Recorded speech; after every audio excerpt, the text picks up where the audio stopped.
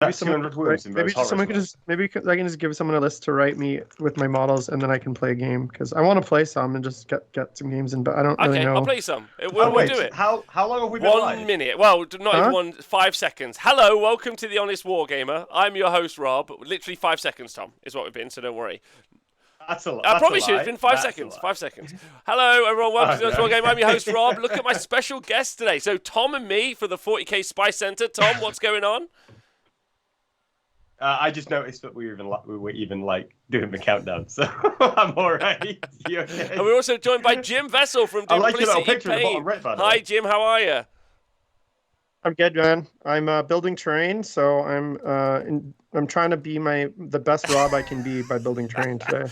Listen. And I've already cut myself and glued all my fingers together, so I'm not really sure. You're nailing it. You're nailing it. My hands are just a litany of scars. Am I doing it right? That's all it is.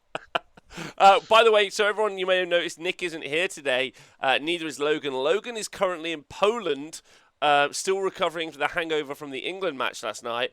Nick it's Nick's birthday, so he's taken the weekend away. Is where he's gone. I think he said he was off to look at castles, or he might be painting a new Necron army. I can't decide which one he's doing. Tom, do you know? Do you remember which one he was doing? Both. He was painting the Necron army in the castle. Apparently, some people think that he may well have gone to war against Falcon. There might be a mano a mano in the future. I'm not sure if that's true, but did you ever see that old feature in White Dwarf? So they used to like feature a picture of someone reading a White Dwarf in an unreasonable place, like on a mountain or in a plain or just in general. I think that's what Nicholas is doing. I mean, I don't know if a plane's that unreasonable. No, like I read a magazine in a plane. Skydiving or something. Oh, okay. Yeah. Outside of a plane, but in the sky. Outside of a plane, in the sky. Got it. Some kid just gets slapped in the playground by a white dwarf falling from the air. Like, bosh. That's how you know you're playing war out of a kid. Yeah. Well, everyone today, I did think Logan was going to be with us as well, but unfortunately he's not able to make today because he's casting for Street Fighter at the moment, isn't he? Which is a bit of a shame because I did have I thought a really great convo later on for the show. But unfortunately, him not here. I might postpone it because it was going to be a really good one, mainly talking about gamesmanship. But we've got lots still to talk about 40k. Jim's been playing some, Tom's been playing some, so we'll get into that. Before we get into anything, though, let's catch up with the co-hosts. Tom, first up, how you been? How you been since last week? I've been all right, man. I played a lot of AOS, and therefore I was very tired. So I played 6 games of AOS this weekend. That was really fun. I Spiteful 16 event that you were talking about on the AOS show. Mm-hmm. I'm not going to talk about it too much here because it was an AOS event, so I don't want to, go too much into that. Other than that, I played a scrim game. Like I would say my scrim game against Canada, but the remaining 4 games may all turn out to be my scrim game against Canada. So we'll have to see. I've also been working on. I've got an event this weekend. So I've been writing some lists and then driving around the country trying to find the models for those lists. And those models are sold out everywhere. Really? So instead, I bought some... look, I'll show you what I've got, actually. So I bought... Look at what I've got here. Some Shadow Spectres. Look, here's the Phoenix Lord. There she is. Yeah. And there's an Exarch. So basically, I had this list written out. And I thought, if there's one place where I'm going to get... these models in stock, it's going to be Warhammer World. So I drove to Warhammer World, and they didn't have it in stock, so I just rewrote my list with what I had, what they had, and I just bought it. So I've got some more models over here that I'm going to be assembling up over the next couple of days, because it's only, you only need to be base coated this event, you see, because really? What does base coated mean? Like I will one color it with Chaos Black. Yes. So it just can't be gray plastic or gray whatever. Pretty much. Yeah, it was meant to be a team event, and then it was cancelled because of coronavirus restrictions. So we're running something small between just a bunch of mates and stuff. Hey, that sounds really fun. Do you want to talk more? Is that one of the things we're talking about today? Yeah. We'll talk about it in a minute. And why it was out of stock. We'll come back to it. We'll see how Jim is first, and then. Yeah. Jim, how you been? Yeah. What's been going on? I'm good. I mentioned earlier I'm building terrain, and it's the first. So I have never had a Warhammer table at my house, and I recently purchased a folding table from Urban Mats and a set of terrain. So I can officially, for the first time in 22 years, play Warhammer at my house. I've never been able to do that. How do you feel about that? Which is kind of crazy. It's weird because I had people over like strangers in my 40K league this last week. But it was really nice because as soon as they're gone, I'm still at home. Like usually I've always been used to traveling quite a bit to play Warhammer, and I live in Vancouver, which means like traveling far, like usually out into the suburbs, so like a 20, 30, 40-minute drive sometimes just to play a game. So now that I can force people to come to my house, it's really nice. That's great. It feels really good. But I've as I mentioned, I've glued my fingers together, cut myself, and I'm really not looking. Can I just send this terrain to you to paint? I hear you're pretty good at it. I can do it fast. One of my friends came over earlier. Big shout out to Fish in the chat. Thanks everyone for joining us live, by the way. Big shout out to Jog PLC and also to Valerie, who has said what to buy this month. I will do a stonks question for both Jim and Tom in a moment, so hold on to your seats for that one. Someone came over and I spent ages painting some Necron terrain. And then they were like, "Oh my god, the Eldar terrain is so nice." And I was like, "That was just 2 rattle cans." And like I picked out a bit of detail, like it was the easiest bit to do. So I wonder sometimes how much like the shape of the terrain really changes up versus the paint job at all. But who knows? I'm not a painter, nor shall I ever be. But I got like 7 boards done in a week, which I was excited about. So it's also worth noticing, Rob. Mordian Glory, who came to our event a couple weeks ago, he did a video on his big list, right? And someone posted it to that god-awful cesspool competitive Warhammer. Okay. And in the comments, everyone was saying how lovely the terrain was. Oh, nice. Because they are narrative gamers over there, so they will really appreciate, great narrative, great, aesthetics. So that's why don't you send me the link? Get me that. Because the rest of it is cursed, mate. The rest of it is cursed. Okay. All right. Okay. It's not bad things. It's not bad things about the event. It's just people saying silly things. Okay. Well, that's fine then. I won't go there. It sounds like Camelot. 'Tis a silly place. Hey, Dan Brook. Jim, you've got your terrain? You should shout out your terrain because that's actually quite cool. What you were telling me. Yeah, so this is it's a terrain set from my buddy Dan Miner. He's actually the kind of the local TO. I had him on one of the shows a little while ago, but it's basically called I don't even know what it's called, but basically it's like a set of terrain, and it's kind of what are those Russian dolls called? Oh, wow. There's a name for them. Russian dolls. That'll do. No, there's a name for them. Matryoshka dolls, babushka dolls. Babushka. Nesting dolls. Babushka is grandma. No, right? nesting dolls. Okay, nesting dolls is what they are, definitely. Dolls. So basically, the whole terrain set basically fits inside so this is kind of like the largest piece. It's basically this half the size of a banker's box, and it goes together. And the whole terrain set actually basically nests inside. So there's like 4 or 5, or there's 4 other pieces of ruins like this that sit inside. There's 2 big crates. There's like 4. There's craters. There's a forest template, and then there's like another set of like these like walls. Basically, they all basically nest inside this, and then there's a lid, and you can fit 2 of these sets in a banker's box, like a traditional banker's box, and it's called the bookshelf terrain series. I just remembered. So actually, this whole thing I can just basically slide onto my bookshelf behind me, and then I have my whole table there in one kind of set. So it's really handy. Obviously, it's MDF, so you gotta assemble it and build it. And if you want to check it out, I'm not paid by this. You can check out Miner Creations, MINER creations.com. My buddy sells them. I think they're about $220 Canadian, which sounds like a lot, but for what you're getting a whole basically table set of terrain.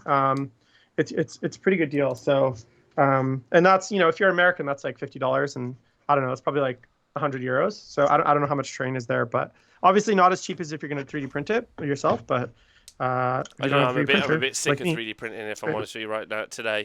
I spent a while fixing a bunch of 3D printers this week, and then they all just were like, no, we refuse to print these things for you, Rob. So I'm livid at the moment when it comes to 3D printed terrain. So like, just, for pennies, someone else can just send it you for a little bit more. Is there an MDF shortage? There's a wood shortage, right? I think that's one of the things that's been apparently a shortage at the moment. I'm not sure, but yeah. I'm not a expert on supply chain of wood. I don't know anything about wood deliveries. Right, okay. Before we get into the news section of the show, I am going to talk to you two. I'm going to ask you both if either of you got a stonks for this week. It happened to be it's just a last minute question, but I wonder if either of you two got a stonks for the market, because Valerie was asking earlier. Have you got something you think is big to buy? Can it be a sell? Yeah, it could be a sell, 100%. Just sell your Chaos Space Marines, guys, because we're not getting a codex for many years based on the garbage that they're going to be releasing in this second Warzone book.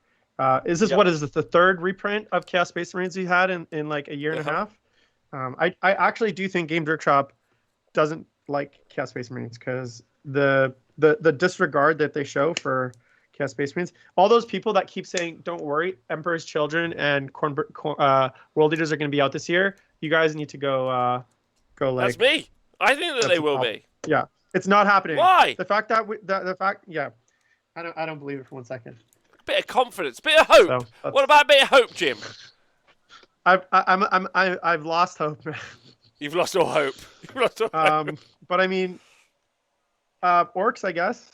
Buy orcs. I guess buy orcs. That's true. Tom, what about you? We'll know by Saturday, I guess, whether you should buy orcs. Yeah, or that's not. true. I've got 2 sells, Oh, yeah? and I'm going to do my buy first. My buy is still Hellions, because no one can get their hands on any Hellions for love nor money. Okay, So I just couldn't find them you anywhere. sell them at a big which is the stonk problem. up? You could keep, but that price is going all the way to the moon. Mate. Really? It's not dipping anytime soon. Yeah. Hellions are just insane. Okay. The sell is firstly sell your entire 40k collection because the game is doomed. But if you really are desperate to play 40k, I would recommend you sell Cronus because those bad boys are not getting any higher in price because they suck. But for some reason, certain people think they're good because someone on the internet told them. By the way, Jim, do you know where this idea that Kronos are good came from? Because I don't. I think it's just kind of the last vestiges of this like dark technomancer nonsense. Because it's like I think it's the only thing with the dark technomancer left.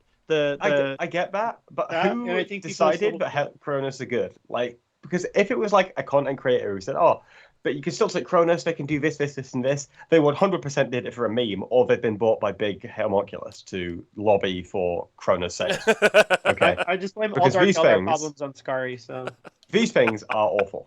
They are so bad. I like how many points are they each? Actually, where's my phone? Kronos. Yeah. You're not a fan, Tom? No. I need to find out how many points these garbage cans are. Like they suck so bad.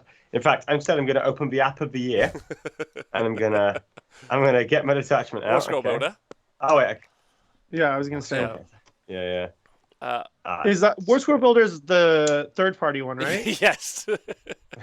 Okay. What's the name of the GW War Square Builder? It's like. What is it called? Zia, right? No, that's okay. Age of Sigmar. Oh, sorry. Yeah, okay. Yeah, so it's War Scroll Builder. What's your point? Yeah, War Scroll Builder. No, isn't there a GW version of Rules? Isn't there like an official War? Because War Scroll Builder isn't it third party? War Scroll Builder for Age of Sigmar is third party-ish and is hosted on the community site. Their list building app is Zia, which was in their app, but they're discontinuing it to, and I quote, "build on the success of the 40k app," unquote. That said, I am on 40k app now. Look, there it is. Good. Look at this bad boy. Yeah, there it is. I've just now I've leaked the exclusive content. Ugh. Trouble now, boys. Okay, so I'm looking at this. It's 70 points per model, so a squad of 3 is 210 points. Right. I just noticed we're toughness 6 as well, not toughness 7, so it's even shittier than I thought. Okay, fine. For that, you basically get the same output as you would from a squad of 10 Rax's liquefier guns, which is a lot worse. You get some extra shots that hit on force because you're probably advancing. You move like a bus. You don't move very quickly. And then in melee, you've got 4 attacks each. So if you move into your opponent, you don't really do too much either, and you fall over really quickly. So I played against Diogo, Jim's Scrim teammate, yesterday, and his Cronus. And to be clear, just my Scrim teammate. Diogo in general. Not your life, mate. He's I like Diogo. I enjoyed playing with him. Yeah, it was good. So I thought I was just going through the game because it's probably easier. He got first turn. We were playing Drukhari mirror match, but I was playing a weird Drukhari build I didn't really like, but I liked it more as the game went on. So I had 3 squads of 10 Hellions. It was all patrols. I had 1 Succubus, 1 Archon, 2 Lilith, and then I had 2 squads of Blood Brides, 2 Courts of the Archon with 4 Slith, 4 Ghouls in each, and 5 Raiders. Sorry, how many Urgles? 4 in each squad. So that's 12 Urgles? No, so I only had 2 courts. So it was 2 courts of 4 and 4. And then I had a second Archon with Helm of Spite for a deny, and then I had Ancient Evil on the first Archon, which is really important. So basically, I have 3 squads of Hellions, 2 squads of Court of the Archon, and then 2 squads of Blood Brides. And then I have a Fight's Last mechanic in the Ancient Evil, and I have 5 Raiders. So basically, it's just me just constantly pumping stuff into the middle and charging you with like either the Hellions who are then rerolling to wound, or the Blood Brides who are fighting twice and rerolling to wound. So it was okay. He went first, pushed forward. He had 9 Cronus, I've already mentioned, and then he just had a bunch of other like shit running around. He had a Raider that he pushed forward with his Trueborn, and I was just like, oh, okay then. We were playing a retrieval mission, and I thought, well, I can easily trade up here. I just kill this Raider. I jump the Hellions over. I then shoot all the Trueborn inside, and I jump back, and I've lost 1 Raider. And I killed a Raider and a squad of Trueborn have traded up, and I'm going second, which I should be trading up anyway because we've got more redundancy than he does. Yeah. He flies his 1 Raider forward with his Trueborn, instantly pops one of my Raiders, and I'm like, okay, that's kind of unlucky, but never mind. I then jump my Hellions forward. I fire all 4 of my remaining Raiders and my Trueborn all into this 1 Raider, and I don't kill it. And at this point, I'm just like, oh, fuck. Because now he's got basically just an entire squad of Trueborn just in my deployment zone in his turn going in, which means he can just knock me off primaries. He can get max engaged, and I'm just like, that's a 5-point swing. It's pretty big. So I also probably am going to lose the Hellions at this point as well. So I charge the Hellions in, kill his Raider, so I'm at least not losing the grind them down point, because he took that as a secondary, and as he's killed a unit, that means he gets 3 points. So I kill that, I then lose my Hellions, so now I've just traded my Hellions and a Raider for his Raider, and I'm just like, great, fine. It wouldn't necessarily be an issue. He then runs over, kills my Hellions, fine, not a problem. He knocks me off my objectives, so I'm on 5 points of primaries. And then he pushes Kronos up. And I'm like, okay, well, I should be able to kill at least 1 squad of Kronos here. I don't kill 1 squad of Kronos. I don't even kill 1 Kronos. He's got 1 Kronos left on 1 wound, and then the rest are full HP. So he's basically just done the same thing again, and I lose another squad of Hellions just trying to push him off, where I completely failed to do so because he passed a bunch of stuff, which is fine. Like, it's not necessarily an issue losing the Hellions because I have loads of stuff to pump in. The issue is more that he's just constantly in my deployment zone, just knocking me off points. Yep. And this is because of the Trueborn, right? This is because I've just failed to kill the transports that he's coming up with, right? Okay. Initially. So I had to then commit points to kill the Trueborn in the next turn, which meant I couldn't kill many Kronos. But even managed to kill more Kronos than that, but it's fine. He then makes a bit of a mistake in turn 3, and we talked it through after the game, in that he pushes all of his remaining Kronos up, and he bunches 2 squads of Kronos next to each other, and then he has 1 a little bit further up on the other side. But what that means is that if I then just take all my units, because obviously I've got a bunch of units fighting first, I've got a fight last mechanic, because he threw some Blood Brides in there as well. I can just charge him with everything and just wipe most of his stuff. And because he's just lobbed it all in my face, he doesn't have anything to countercharge me with after that, right? So he should have so held I some charge stuff him, back. kill all this stuff. He should have held 1 of the squads of Kronos back, is the conclusion we came to after the game. And that way, he can then, if I want to go and clear out, I overextend and lose my stuff. And if I don't want to go and clear out, I then just can't kill enough stuff because I physically can't go out and reach, which means it just keeps me pinned in my deployment zone for even longer. So I wipe all that and then just start pushing in. So it ends up being a 10-10. So I get away with 1 a bit there. But I think the matchup overall, as lists go, should be good for me. But because of a couple of swings that happened early on, it meant that he was pretty favoured. I reckon he could have got 15 himself. But we talked it through after the game, and it was fine. The Hellions are just stupid for what they do. 170 points of that is insane. And 2 CP effectively. So can you talk to me? Hey, Nurgle Matthew, big love to you and everyone in the chat. Thanks for haying. So what do the Hellions do? Talk me through it. Like, what do they do? So the Hellions jump over. They go 14 inches after turn 2. They can advance and charge, so they can go up to 20 inches and then charge you. They have 41 attacks if you give them Adrenalite, which is the drug for +1 attack, and then you can use a stratagem from Cult of Strife to give them reroll to wound in combat. So they are, I believe, Strength 4, Rend 1, or they'll be Rend 2 if they roll 6 to wound. Damage 2, rerolling to wound with 2 CP. And they're hitting on 2s from turn 3 onwards, which is insane. Like, they hit like a bus. The problem with the Cronus is that they don't really do anything. They've got 2d6 shots each. Then 1 of those d6 require rolls to hit, and they don't hit very well. And then they're winning on like 4s or 3s with pretty much everything. And in combat, they're not much better. They've got 4 attacks. They're not very good at all. So they don't really do too much in terms of damage. And they're also not that durable either. They've got a 3-up armor save, 6+ invulnerable until turn 4 when they get a 5+. And then they've got a 5+ DPR, 7 wounds. They don't really do too much, man. Like they fall over, like Admech will fall over. So you're saying the Systems will Hellions fall don't do over, so Marines much will because fall over. Hellions. No, I'm saying the Kronos don't do so much. Right. But what I was asking, what the the Hellions- Hellions do? I know. I was explaining the Hellions and why they were good. They also have the ability to, if they kill a unit in melee, they can get a 4+ multiple save for the next turn, Okay. which makes them hard to shift. But that's pretty much it. The Hellions are quite simple. The Kronos, I was talking about why I wanted to sell them initially. And that's because for some reason they're highly rated because they're the one thing where the liquefier gun mechanic did not get touched for the purposes of a flamer weapon. But they're also 70 points for one of those. And I'm just like, it's not really worth it, man. It's not really worth it at all. So You don't rate it. Speaking of Hey. 70 points, can we talk about how Iron Strider horse dudes with the Cognus Last Cannons are 65 points, and obliterators that are like objectively worse in every measurable way are 110 points? No, I obliterators don't are know not why Jim hates the 110. Space Marine They are faction, not so 110. Obliterators are 110. Shut Yeah. up. So you got 2 less wounds, I can check. 1 less toughness, 1 less strength, 6 less movement. You get one more save. You get native deep strike, but who cares? You got 24-inch range and a random gun that may or may not actually kill anything because it could be end up damage 1. Holy and they're shit, dude. almost twice the cost. I'll have you know, Jim, actually, I just checked. Obliterators are 105 points, so they're good Oh, value. you know what, Yeah, guys? yeah. 105. Wow. They're good value in place. I think you should buy all the Obliterators. You know? Yeah.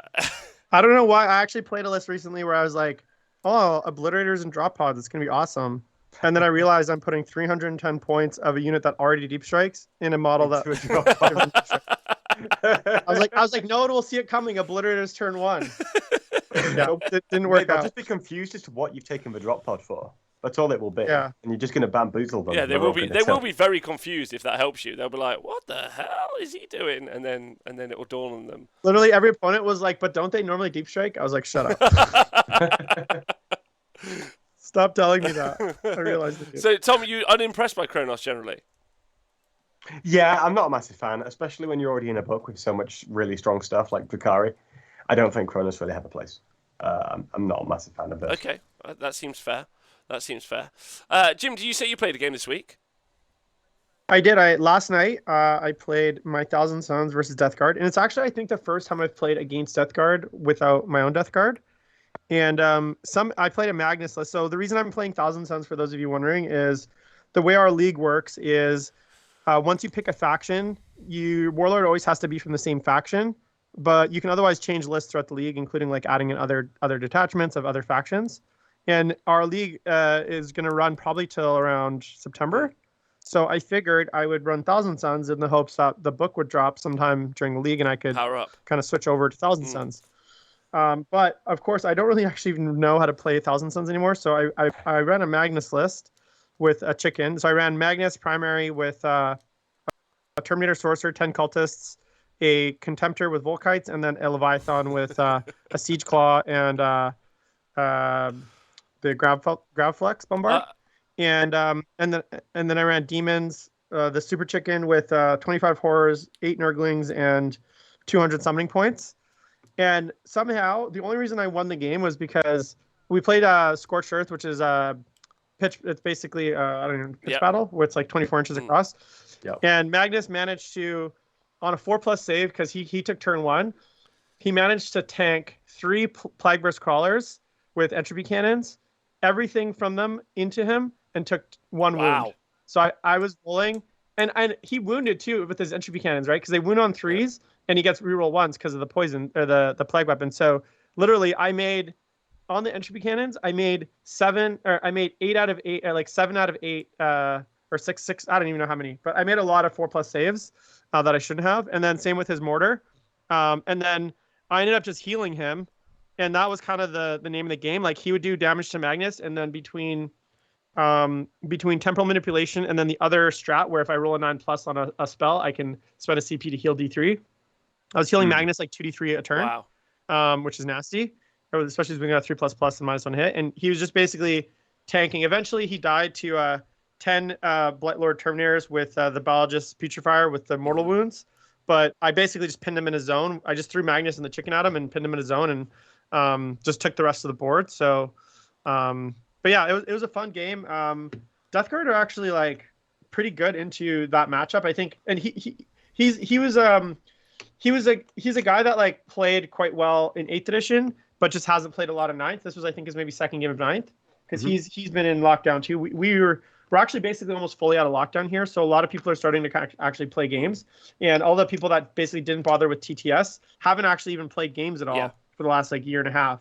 So a lot of the people in our league, which was the whole point of the league, which was we started this league right as lockdown lifted to get people back into playing, to give people an excuse to play, to get people excited about painting and stuff. That was the whole point of why I started the league. So a lot of the players, I'd say about like 80%, are people that are like haven't really played a lot of 9th edition, and we're really using it just as a way to like get people back into playing and painting and excited about playing again, which it's been. We have, I think, almost 160 players registered. Nice, for the it's really league. good. Now that's province wide. That's not necessarily in Vancouver. It's split up into like regional divisions. But for VC, it's actually really good. I mean, the population of our whole province is like 5 million. So to have that many players, it's actually really cool. So that was my game, and I have a TTS game on Saturday against AdMech. So it'll be my first game against the new AdMech, and I'm running the exact same list, which means all of my. Oh no, actually, I'm running my list with Noise Marines. I think actually Noise Marines are decent into AdMech because you can bring them on from the side. Between the damage 2 and the ignore cover, it's actually there. And then like shooting twice, I think you can maybe pick up 40 of the infantry turn 1, and then maybe charge into a 3rd unit because he's only gonna be able to trans team in 1 unit, and then give I ignore the light cover anyways, and then the damage 2 ignores the Lucius trait, so they're still on a 4+. So I think realistically they could probably pick up 30 of the infantry and then maybe tie up a 3rd unit, turn 1, and then they just die obviously because he just falls back and just obliterates them. But it's enough there that I think if I can get a turn 1 alpha and get into him and maybe just really just try to overwhelm him, I think I might have a chance, but it's going to be a tall order. So so that's exciting. And then I'm actually playing in a real life RTT on Sunday. My buddies are doing a backyard. It's a backyard. It's literally outdoors. We're gonna do a backyard RTT. It's like 12 of us, so it's not like it's just like a small group of us. It's not open for random people, and that's gonna be really fun. So actually, this is the most Warhammer this week that I've played in, I think, a year and a half. Because it'll be like 5 I'm games. So on the Warhammer tip at the minute. I think we've got a 40k event not this weekend, next weekend, and I think I'm gonna get myself a ticket to it, which I'm quite excited about. And I'm just going to run a pretty rubbish Death Guard list, but I just want to run around playing some 40k. Because I think I'd like to do a couple of things from the chat. I want to thank Nurgle Matthew for donating 5 gift subscriptions. Big love to you. And also David Smith for some 5 gift subscriptions. You guys are amazing. Thank you so much. Also just shouting out to Sorry again in the chat. Lovely seeing him here. It's just so nice. Thank you very much for the gift subscriptions. That's wicked. The thing I was going to say was that was because we had a 40k event not this weekend, last weekend. Tom was the judge or the judge, and I think it's right. So few of us have played 40k 9th edition in real life. Like, there's been a little bit, and obviously America have been doing whatever America does, which is wildness. But the rest of the world, I think, are just coming out, and they definitely haven't got the reps in. I would say. I don't know what you think about that. So, I think that I still think people are in a very, very learny stage with 40k at the moment. Yeah, I mean, even like secondaries, I'm still not really sure half the time what I was supposed to take. Well, mate, that's even happening now with the new secondaries, right? Diogo yesterday was trying out Rod, and it didn't work out quite so well. I was trying out Rod. I was trying out what's it called? The Finbar Ranks equivalent now. Right. And that was working okay as well. So we're still learning about new secondaries as well, the new chapter approved. Right. Do you think other than just not having so much experience with it as well, there's also the game is deeper kind of a statement, because of the secondary choices? You think that's not really true? We just need the reps. Well, I don't know. Just need the reps, I think. Yeah, I think it's a big part, but I'm finding a lot of struggle with secondaries. Okay. I feel like in 8th you could build good lists a lot more easy to match the secondaries. Now it's because I'm running a lot of weird lists, secondaries are often hard to choose, especially trying to pick a good one from each category. Sometimes you just kind of you're picking secondaries and you're this is kind of the best that like It's just the best engage as while good we as it's gonna stand get. over time, right? Yeah, Or it's engage like you end up like just taking timers. the engage basically, and then maybe like a killing secondary of some kind, and then something else, right? And then I guess I'll take like rod or maybe raise the banners. Yeah. It's kind of like I just feel like it's the update they did to the secondaries didn't really do much. I would have liked, yeah. Sure, agreed. So It made scramblers more viable, but that's about it, really, I think. and I'll be honest, I've never liked the action mechanic as a general. Like I don't like the idea that um some lists are kind of haves and have nots when it comes to like units that can perform actions, right? Like especially because a lot of them are relegated to like infantry. So if I'm playing say like certain armies, it's gonna be a lot easier for me to have lots of different units that can perform actions, or I can have very cheap units that can perform actions like servitors, stuff like that. Whereas some armies just don't have that kind of like cheap action monkeys, and I just find that I don't like that mechanic. I've got a theory about this. So a lot of the secondaries seem to revolve around making you build specific things into your list specifically to do those. Do you think that Games Workshop did that intentionally to try and discourage people from just taking raw power in their armies? For example, if I'm taking While We Stand, I'm having to think specifically about taking 3 units that I think are going to live and therefore might not be pushing forward as aggressively. If I'm having to do actions, I'm having to spend points on units that aren't necessarily going to be shooting or fighting, they're just going to be walking around. Do you think they did that intentionally to try and make people stop taking just all out damage in their armies and therefore make the game last longer? Because I don't think that's worked if they did intend that, but do you think that was part of the intention? Well, that's not part. Like, so it's one of the things. Sorry, Jim. I'll just jump in and you go for it. Like, one of the things that they said is like they want people engaging early. Tom, that's actually one of their core mechanics. Yeah, we've built these mechanics in. It's yeah, just so whether weird. or not they achieved that, they specifically said that what they want is people to play as like they're like everyone charge turn 1. How cool is that? Like they're like those sorts of statements. They're like we're fighting from the first turn, no positioning at all, just smash face. I played against Skinks, man. It seems to be working fine in your game. Just sorry, Jim. After you. I was just gonna say, like, the problem is, and maybe this is gonna be maybe this is an unsolvable problem. Yeah, and the more I think about it, the more I think probably is, which is, no matter what mechanic they put in, you're always gonna have armies that are better at performing those mechanics than others. So whether it's having a 20-point unit that can do secondaries. Some armies are going to be able to do that, and some armies aren't. So they're going to be able to basically achieve the secondary missions with very little sacrifice or giving up a lot in order to do that. You look at armies like Court of the Archon, like you look at things like Court of the Archon and the While We Stand. Like Dark Eldar are able to basically take that secondary with very little, with very little sacrifice. They can basically have 3 While We Stand units that are 350 to 400 points total of their army, whereas most units, sometimes one unit is 400 points in the army, one of those While We Stand units. So it's like you're always going to have this discrepancy. So I don't like the fact that I almost don't like the fact that it's so limited to like things like infantry, to things like non-characters, because what it does is it means that armies that have cheap infantry units are going to also be better at it. And it's not consistent. So for instance, raise your banners, any infantry unit can do it, but Rod, only infantry non-characters can do it. So it's like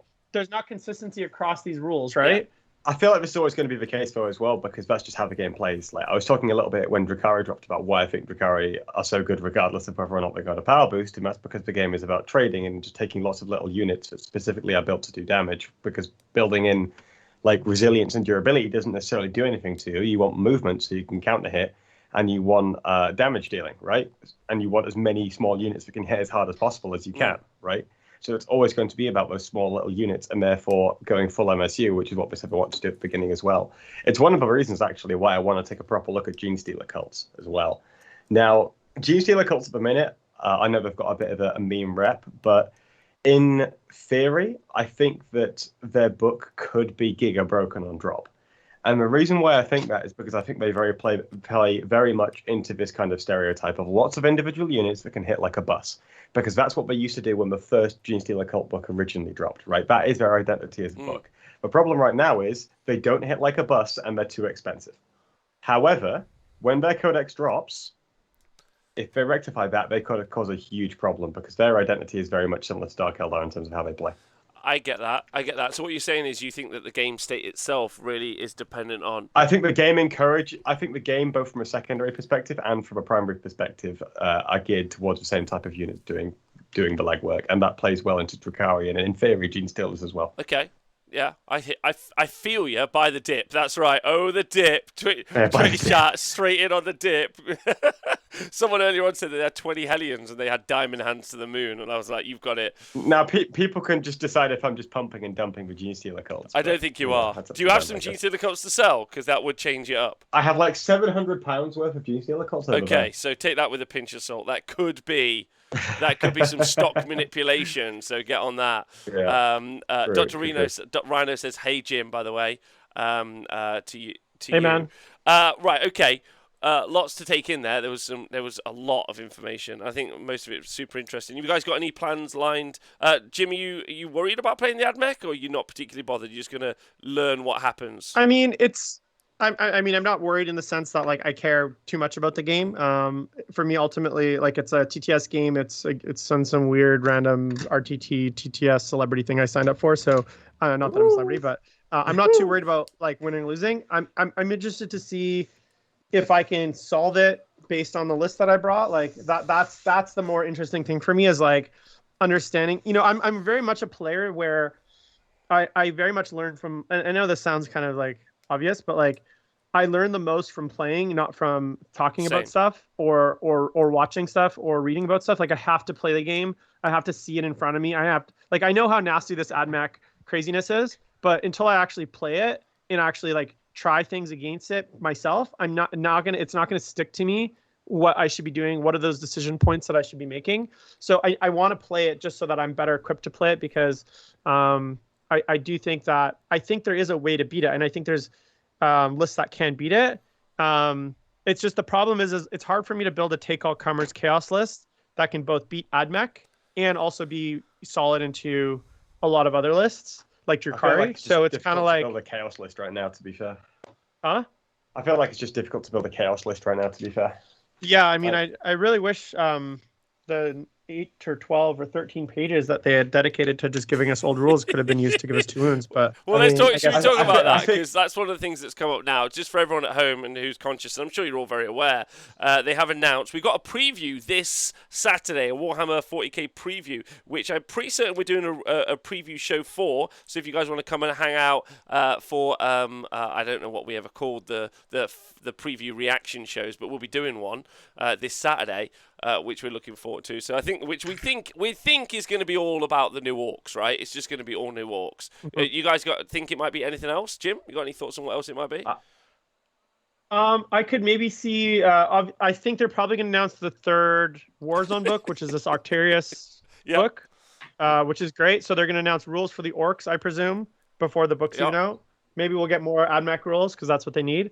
And I think there's a small chance that I don't know if this is true or not, but there's a small chance we could be getting some Tyranid / Gene Stealer cult stuff because I've been hearing rumors that is in the pipeline as well. As far as the next book, as far as the Warzone rules, I've already had I know the content creators / Games Workshop advertising brigade already has their set of books because I've been getting leaks from them that specifically on the rules. And obviously those reviews will go up on Saturday. So I doubt we're going to cover it again, but knowing Games Workshop, they'll like go through it all again and say that it's like part of the Wait, preview. So the Orc Codex goes on pre-order this Saturday? No. I think this Saturday we're going to get they've already announced the pre-orders for this Saturday. It's going to be the new the Warzone. Oh right, book. so that's when we'll get all the rules for the Warzone stuff this Saturday. I'd imagine though, because they said that the Orc book is going to be out in July, or at least the box set it's going to be out in July. I'd imagine next Saturday we'll get the box set, the Beast Nugget box set, just the box set with the special edition book. Hopefully we get the Codex at the same time.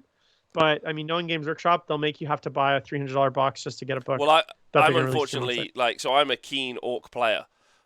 So they've got me by the short and curlies because I would like to, as quickly as possible. I think the Death Guard list, like I painted up the Death Guard over Christmas, right? I like, and Jim, you've been playing it, and Tom, you've been playing against it and around it a lot. I think, unfortunately, it's just limited in width as a book. I don't think it's a particularly wide book, which is fine, right? Because I think it's the perfect fallback book. You know, like, I don't know what I want to play this weekend. I'm going to take my Death Guard. I'm going to play a pickup game. I'm going to take my Death Guard. I think it's the perfect book for that. I think the Orc book will be a really good wide book to play. And one of my goals this year is, because lockdown's been not the best, and one of my goals is, especially because we've got the venue now, is play in as many events as possible. Like, if there's a spare ticket going at our event here at the weekend, I'm going to snipe it, you know, until we start doing... I'm going to give it a couple of months before we do coverage as well as events at the same time here from the arena, but we will be doing that as well. And then maybe I won't get to play and I'll do the coverage again. But I'm going to try and get as many reps in as I can. And I think Orcs will be a great book to do that with, I think, because they're super wide. There's loads of different unit choices, right? You can be like, okay, I'll dip into this a little bit. I'll try that out. Big fan of Ghazi, so I think that's going to be really good. So, like, I don't know what... would you both agree with that, or do you think that's a silly statement? So the Death Guard? Yeah, I mean, I think the problem with Death Guard is you're starting to really see when you see armies like I didn't realize how fast AdMech for a shooting army is so fast. Like, a lot of their units are movement 10, movement 8, movement 12. They got flyers. The only thing that's like less slow is like the 6-inch movement infantry, and there's ways that they can move faster. So for me, like the slowness of Death Guard, the fact that their main core infantry is movement 4, and then their fastest thing is basically movement 5. When you take out Forge World, which I know it is part of the game, but like removing Forge World, the army just doesn't have the tools to actually like hurt you on its terms. Like, it's really limited to short range mid board actions, and the fact that things like Admech, Jakari, and Sisters are so fast means they can really dictate when and where they play the game is played, and you're just basically at the mercy of the speed of those armies. Like, they can basically hide their entire army behind cover and then pop out and kill you. Death Guard can't do that because they're just too slow. Right, so if there is a barricade or something, you know, most of their killing units are infantry. Plaguebear's Crawlers are good, but again, you know, they're not as I'd rather take 3 chickens for 1 Plaguebear's Crawler. Oh my god! I also have an Admech army as well, and that's the terror. Because I also, by the way, don't need to purchase 100 Vanguard, or Rangers. Like, neither of those two. I've got them, and I have 50, maybe 60 painted already. The rest built and just ready to paint, and I'm like, I just don't know if I want to run that, to be honest. Like, the Iron Striders I like because they're such a utility piece. Like how could you not love what Iron Striders do? They're fast, they're super killy, like, they're really, really effective. Like, I would like to run Iron Striders. I just don't know if I want to move all those Admech around, if I'm 100% honest. Like, it's just a bit much. But I also think the Admech are some of the coolest models in, like, it's like playing much cooler Guard, in my opinion. Like, the story's cooler, the models are cooler. It's Guard, but cool. So, I agree. Why wouldn't... the thing I love about the AdMech, I think the most, is if you actually look at some of the models like the Iron Striders, they are very grimdark. Like, there's some very twisted, like, parts to some of those models where there's, like, literally a dude with, like, a hose coming out of his mouth, and he's, like, part of that horse monster thing, and he's like basically just been totally it looks like something out of a bad an R-rated anime, where there's like dudes just getting like big pipes put down their throats. I don't know what's going on there, but and then other dudes riding the dudes, so it's like it's very grimdark, it's very 40k. The models are very like they're all plastic. It's brand new, so it's a brand new range, almost entire. It's all plastic. So from that perspective, I think it's an excellent army to start. But I have. Anyway, but that's the news. Tom, what do you think about the Death Guard statement, or do you think, obvious? Oh no, I can go with Death Guard statement. So it comes back to the point I was making earlier about speed and damage, right? Things that Death Guard don't have, and instead they pump all their points cost into resilience. Now, I think they're okay for now in teams because they allow you to get like a consistent 5 points base, take what we stand on one objective. In a couple of missions, it's probably fine. Like Vital Intelligence is a good one because you can just walk center and just threaten 5 objectives immediately, right? But the problem is that you've got 9 missions. And a lot of things like Retrieval Mission, you suddenly have a problem, even though Hammer and Anvil is probably a better deployment type for you. All the objectives are very much buried in your opponent's deployment zone.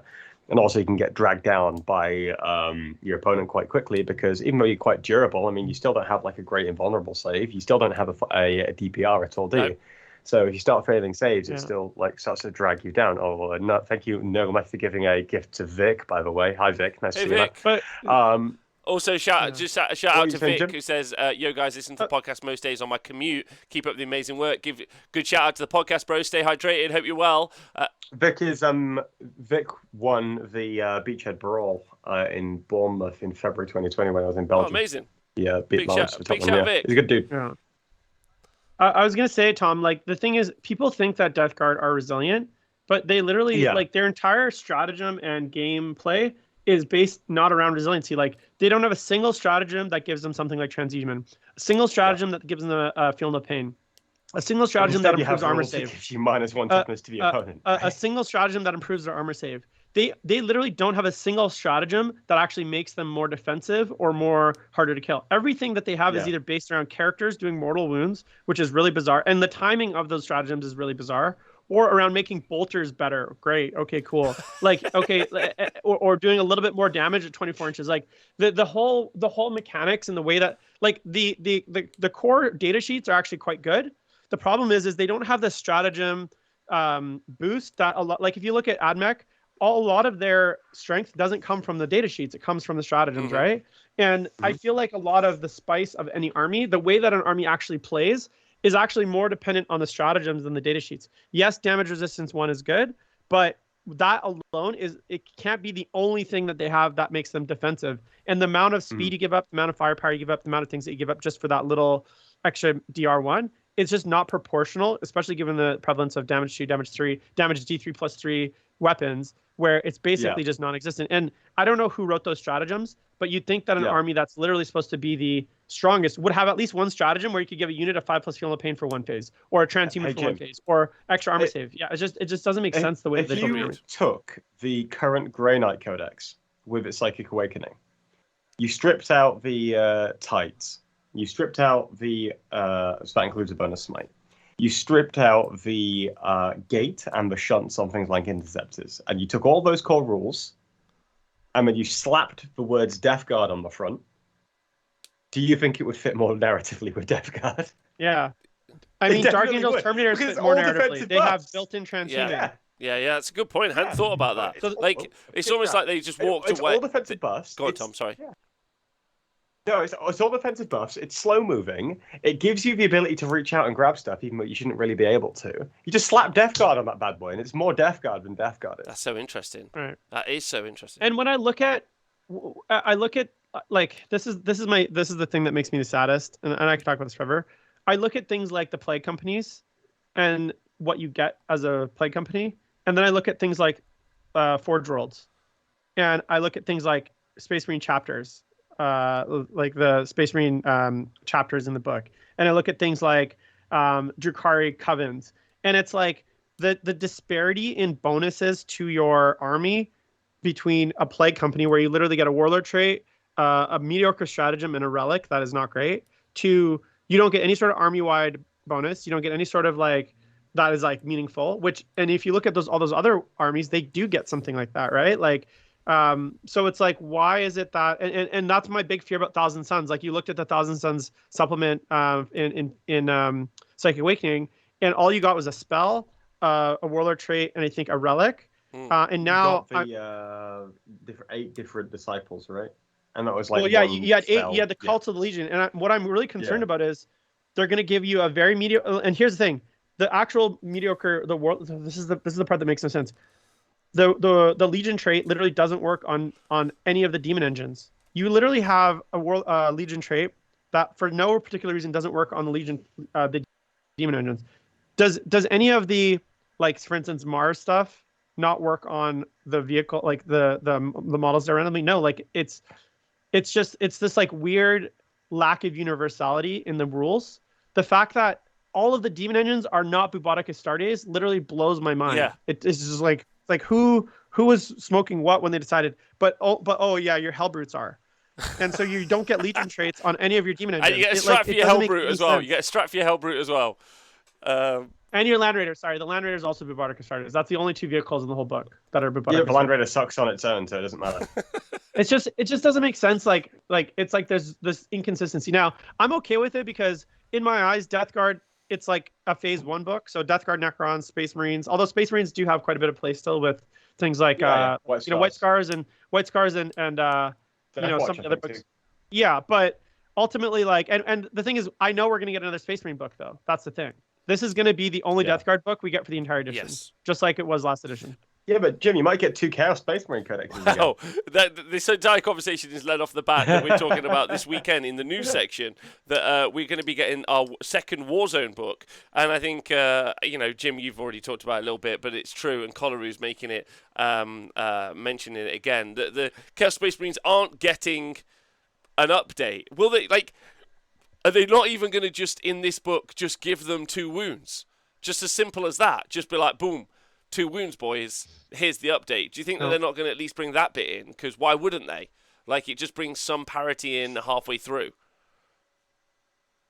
Yeah, I mean, the chat doesn't seem. The chat also doesn't seem to think so. Tom, do you think that they'll bring 2 wounds in? It's 100% not in there because I know as a fact it's not in there. Like from confirmed. The other thing too, it bothers me is like, how many pages is that reprint going to be? It's going to be 6. It's going to be all the Vigilists, probably 2 or 3 pages. Plus like 8 or 9 pages of probably like it's going to be at least 30 pages between all the legions because I think each of the legions, hopefully they include the name generator because God knows we need that reprinted as well for all the different legions. But I just for all of that work, they could have literally put out a 2-page or 1-page FAQ to update Chaos Space Marines to 2 wounds, including updated points, and that would instantly have made the faction 1,000 times better and at least somewhat. Up to date. And the thing that worries me is because we're getting an update here, it's a signal that we're not getting a codex soon. Right? Because if we were getting a codex soon, they would have saved this stuff for say we're getting the codex in the next year, they would have just saved it for the codex. Yep. But the fact that we're getting these updates means that we're not only not getting a codex, we're also not going to get 2 Chaos Space Marines for at least I'd say next year. That's 100% accurate as well. Like there's no way that you're not spot on with that. Or alternatively, they'll reprint this, and then in 3 months they'll be like, "Here's your new codex with the same rules again for the 3rd time."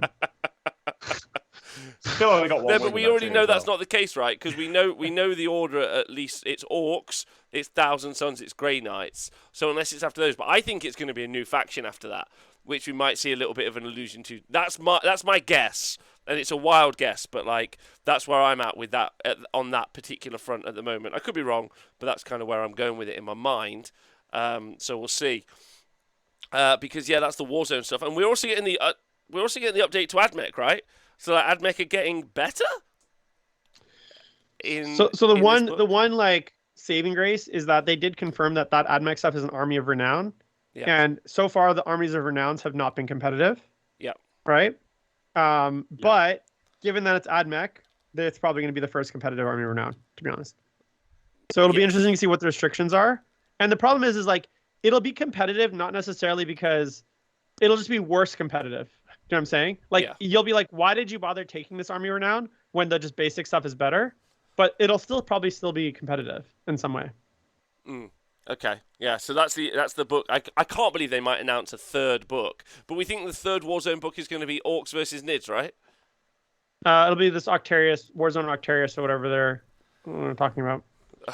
They did also. I don't know if this is true, but maybe this is a lot of people have been psychoanalyzing, breaking down the pictures, and it looks like there's a Death Corps of Krieg model in the some of the artwork. Well, there's a speculation that there could be new Death Corps of Krieg models announced. There's definitely Guard. I know for a fact this is from one of my coffee shop rumors. I know there's a Guard refresh at some point. New model range. So here's what I think is going to happen on the reveal because I didn't go. Or I think they're going to do Armageddon. They're doing Armageddon. Yeah. Steel Legion. It's going to be Orcs and Plash. Oh no, was Krieg on Armageddon as well? It's Steel Legion, I think. They look similar though, don't they? Yeah, they're basically the same. It's just they're slightly less. And plastic Steel Legion. Less shovels. Yeah. Yep. Yeah. Plastic Steel Legion. And dead horses. I don't know. That's what's happening. Saturday. Calling it. Not even going to be there. Just calling what are you calling it, Tom, as? Plastic Steel Legion. Oh, I think it's And gonna that will lead right into our fourth war for Armageddon, where Angron will make his third attempt to fight a stupid world for no reason. Yeah, and I'm going to be there too. Everyone's going to be there. Everyone's going to be And then there. Tyranid show up. Yeah. Make sure that they've saved Armageddon for the Gaz. Says Connor. Yeah, but he was released ages ago, though. Now at this point, like, it's not like you're going to hold Gazgul in like limbo for 2 years or whatever it's been since he was released. No, I think they're also like. I think also COVID and a bunch of other things. Like, I think that it feels like that they moved a load of stuff around, and the ordering is all very different to what it was. But I know for a fact that there's some Guard out there, so I can't wait to see what's happening with the Guard when they do come out. So that's this weekend, as well as the Orcs with the Orc book. And also the Scuttlebutt is generally Orcs are fairly strong, and it all seems it's all about the Snoondaka Wazbackers. So it's all about the buggies, apparently, from the Scuttlebutt on the internet. So big stonks on the Orc trucks at the moment. Not trucks, specifically the buggies. So looking forward to seeing what does actually happen with those, because there's been a lot of rumour floating around about the Orc buggies for a while, right? From the we don't know anything playtesters. We're not sure these are strong, but we're building and painting them. So we'll see. Doesn't matter. Don't care. Yeah. It's fine. We'll see when the book drops, okay? Yeah, that's true.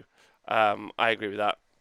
So I think that's... Yeah, well... Go on, Jim, sorry. I was just going to say, like, I don't know. I mean, if AdMech doesn't get any updates, and we saw the first FAQ, was that this week that came out? I guess we haven't really talked about that. The first FAQ AdMech came out this week. They fixed some of the more broken stuff, but unless they get a balance patch like Drukhari that limits, for instance, some of the stratagem stacking and stuff like that, I don't see how, like, they could probably pick up 100 Orc boys a turn, that AdMech army. So I just don't know how Orcs really have a shot in hell, especially with the way that AdMech can screen. Like the fact that they have things like the infiltrators, where you can start like super cheap units up the board turn one that move 8 inches and can basically block you out. I just don't see how Orcs have a chance against AdMech. Toughness 5, Jim. Toughness 5. Have I told you Auto about wound that? on force to hit. Too many bodies. Too many bodies. What do you think the Orc? How many points do you think the Orc boys is going to be? How many points do you think Orc boys is going to be up toughness 5? 7 or 8. 7 or 8. 8? Jesus. Yeah. Yeah, I think 8. Do you think that's too cheap? I mean, compared to a Ranger, no. But compared to the fact that like a sister, I think a Sister of Battle is 12 points. A Chaos Raptor is 15 points. Wow. Yeah. Wound. Twitch chat, what do you think? Dude thinks 10 points. Love seeing you, Dude Day. Big love. Harry266, thanks for subscribing. 15 points. Pure Shaggy says Conaroo. Talking about Raptors. I mean, you take them with shooters, I think 10 points is still fine. What, for all Especially boys? If you keep the jump. Yeah, it's probably fine. Well, we'll see. We'll end up seeing. So that's the new... Jump 30 of them across with T5, shooting one unit, charging the other unit, bomb. That's the new section. Tom, there was some stuff you wanted to bring up, right? Today? Oh, we've already brought it all up. All right, perfect. All right, well, that's good. Yeah, we brought up the Craft World stuff. We brought up the Drukhari stuff. Although the Craft World list I was going to play this weekend was pretty horrific. I haven't gone through it in detail, actually. So I was going to take... I'll get the battle scribe up for you so I can make sure I don't miss any details. But this is what I wanted to take, and when people can see Detail focus chat. Before it's shit. Yeah, focus chat, focus. So it's we started out with a patrol of Drukhari. It was a succubus with the standard... what's it called? Triptych whip and precision blows. It isn't a master succubus though. We then had 2 squads of 10 Hellions. Then you'd move on to all the Craftworld stuff. So the Craftworld stuff was 1 spearhead with a Farsi of Doom and Executioner. Then you had 3 squads of 3 Dark Reapers with Tempest launchers and 3 squads of 2 D cannon. So that's 6 D cannon and 3 Tempest launchers, all of which ignore line of sight. Then you had a Wave Serpent to put all the Dark Reapers in case you went second. And people could hit you turn 1. And then you had an Autarch with 3 Night Spinners. So that's now 12 models ignoring line of sight with Expert Crafters rerolling once to hit. And then if anything comes near you can charge them with Hellions. So that's what I wanted to run. I couldn't buy any of the Dark Eldar stuff because... Oh, and 2 squads of 5 Witches as well, just to run out and get objectives. I couldn't buy any of the Dark Eldar stuff because it was all sold out everywhere. And I couldn't buy any Night Spinners because it was all sold out everywhere. So I am running something else now. just for banter. Just for banter. And, but I think I want to run that list for a bit. That should be pretty Why? strong. What? It just means I sit there and shoot you over WTC Yeah. terrain. What key units? Is it because of the WTC terrain that you're going to take the line, ignore line of sight? Yeah. Well, the idea that I got is because I wanted to take my Stomper this weekend, and then I realized I couldn't actually move the Stomper on WTC terrain because its ass is far too large. So I thought, you know what would be good on boards where it's so heavy I physically can't move. And I was like, I could just take as much line of sight ignoring stuff as I can. Well, I could take guard, they have lots of mortars. Or I could take Eldar and take 3 Tempest launchers, 3 Night Spinners, and 6 platforms, which I already own. So, yeah, that could have been fun, just sitting there in a building, just pewing out just shots permanently on all the objectives. And again, in missions like Vital Intelligence, I thought that would be pretty good. Especially with Hellions sat back there, so you can't really face check it, even if you can walk through all that kind of stuff. So, yeah. Unfortunately, that's not to be, but hopefully you can get that built at some point Okay. All right. Well, soon, hopefully. But you're not playing it on TTS. This is for the physical event of the weekend, right? The physical list, yeah. Well, I can't run the Night Spinners and stuff, so I already had 2 Fire Prisms, and Games Workshop had 1 Night Spinner in stock, so I bought that. I'm going to use it as a Fire Prism because I'm just going to build the Fire Prism kit. And then I'm going to take some Shadow Spectres instead of the Hellions. And yeah. Well, some Dire Avengers instead of the Witches, and it should be fine. That sounds super fun. I'm just very excited for this Orc release at the weekend. Is where I'm at. And seeing what the situation is, because there's obviously going to be more models as well, right? So I kind of want to know how expansive the range is going to be. I want to get my hands on the book so I know what, start list building from the book and then kind of work backwards from there. I'm hoping the buggies aren't good though. But I know that the scuttlebutt is that they are, but the buggies are cool. Don't get me wrong. They've been good for a while. Yeah, I know. It's just, really. It's such a weird situation. You're like, I'm gonna play Orcs. What's good in Orcs? They're like, well, some cars. Some cars are it's a Disney spin-off series, and you're like, that's weird. I tell you what, Rob. I'm the opposite. I hope the buggies are really good because I want to make some utter dog shit conversion like I did with the Met guns again. Gross. No. Can't wait for the return of the crystals. The return of the crystals. Return of the crystals. Yeah. Do you think that? Do you think that so obviously for the Orcs, I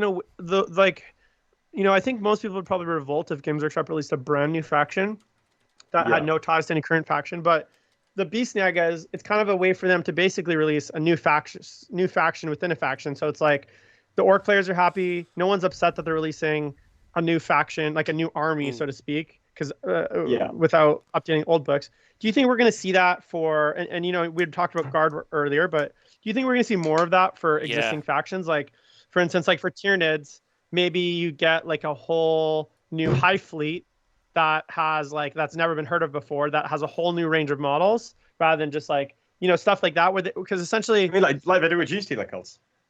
Yeah, I guess Genestealer cults, but Genestealer cults is its own army, Necrons. To be fair. They were basically they were we're redoing Necrons, but it's a different Necron dynasty that's the main dynasty now because the Silent King's back. I agree with you, Jim, 100%. Because really it's basically a Orc refresh. New boys, new characters. It's a complete Orc refresh, but it's rebranded as it's a separate Orc army. Yeah. But it's not. It's an Orc refresh. All the Orc stuff from the past will go away. So and they're also redoing boys. So I think it's a complete rebrand. But they just, like you say, Jim, they just call it something else. With Eldar, they're just gonna what's the main craft world? Is it Iandan? So they could do. There isn't really one. There's color scheme one is Simhan, but Ulthway's no. I think they could do something though, for instance, if it is, they mentioned chat, someone could do they do Exodites or Corsairs or something along those lines, where it's because they want to release a whole bunch of new Eldar stuff, but they can only at some point. I mean, obviously Eldar is not a good example because half their kits are still from 1993, but there's going to be armies eventually that don't actually need new kits. They don't have a lot of new kits to refresh. So when their time comes, instead of say just Tau's a good example. I think most of their stuff is plastic at this point. So if they want to do a Tau release, I think they'd have to be okay, we're gonna do the Farsight, the Kroot, or the Demiurge or whatever. Here's a Kroot Vespid faction, and it's a whole bunch of new kits and other stuff for Tau. I feel that's because they Tau I don't think have much Finecast left at this point. And that way they can still say they're kind of doing new Tau kits, but it's not technically a new army, but it is a new army. Do you know what I'm saying? 100%. What do you think, Tom? of how they're going to do new factions. I think there's a lot of room in 40k universe to do I that think anyway, so. right? You already have, for example, Tau Empire. You could go like a Kroot book. You could go a Vespid book. If you wanted to really build out one of those rages, you could. Although I've already been for Exodites. Squats. Yeah. Squats are 100% confirmed, I aren't they? mean, it's not technically linked to really too much apart from like Shadowspear, but you just get so much like energy from certain corners of the community. Like, yeah, squats, but just that'd fly. There's a lot of room to already do a lot of creative stuff with the 40k universe. I mean, which is why it kind of makes it even more disappointing when they just release a Space Marine for the 20th time this week. Yeah, So, but they do. I think also. I'd like Age I of think. Sigmar I think.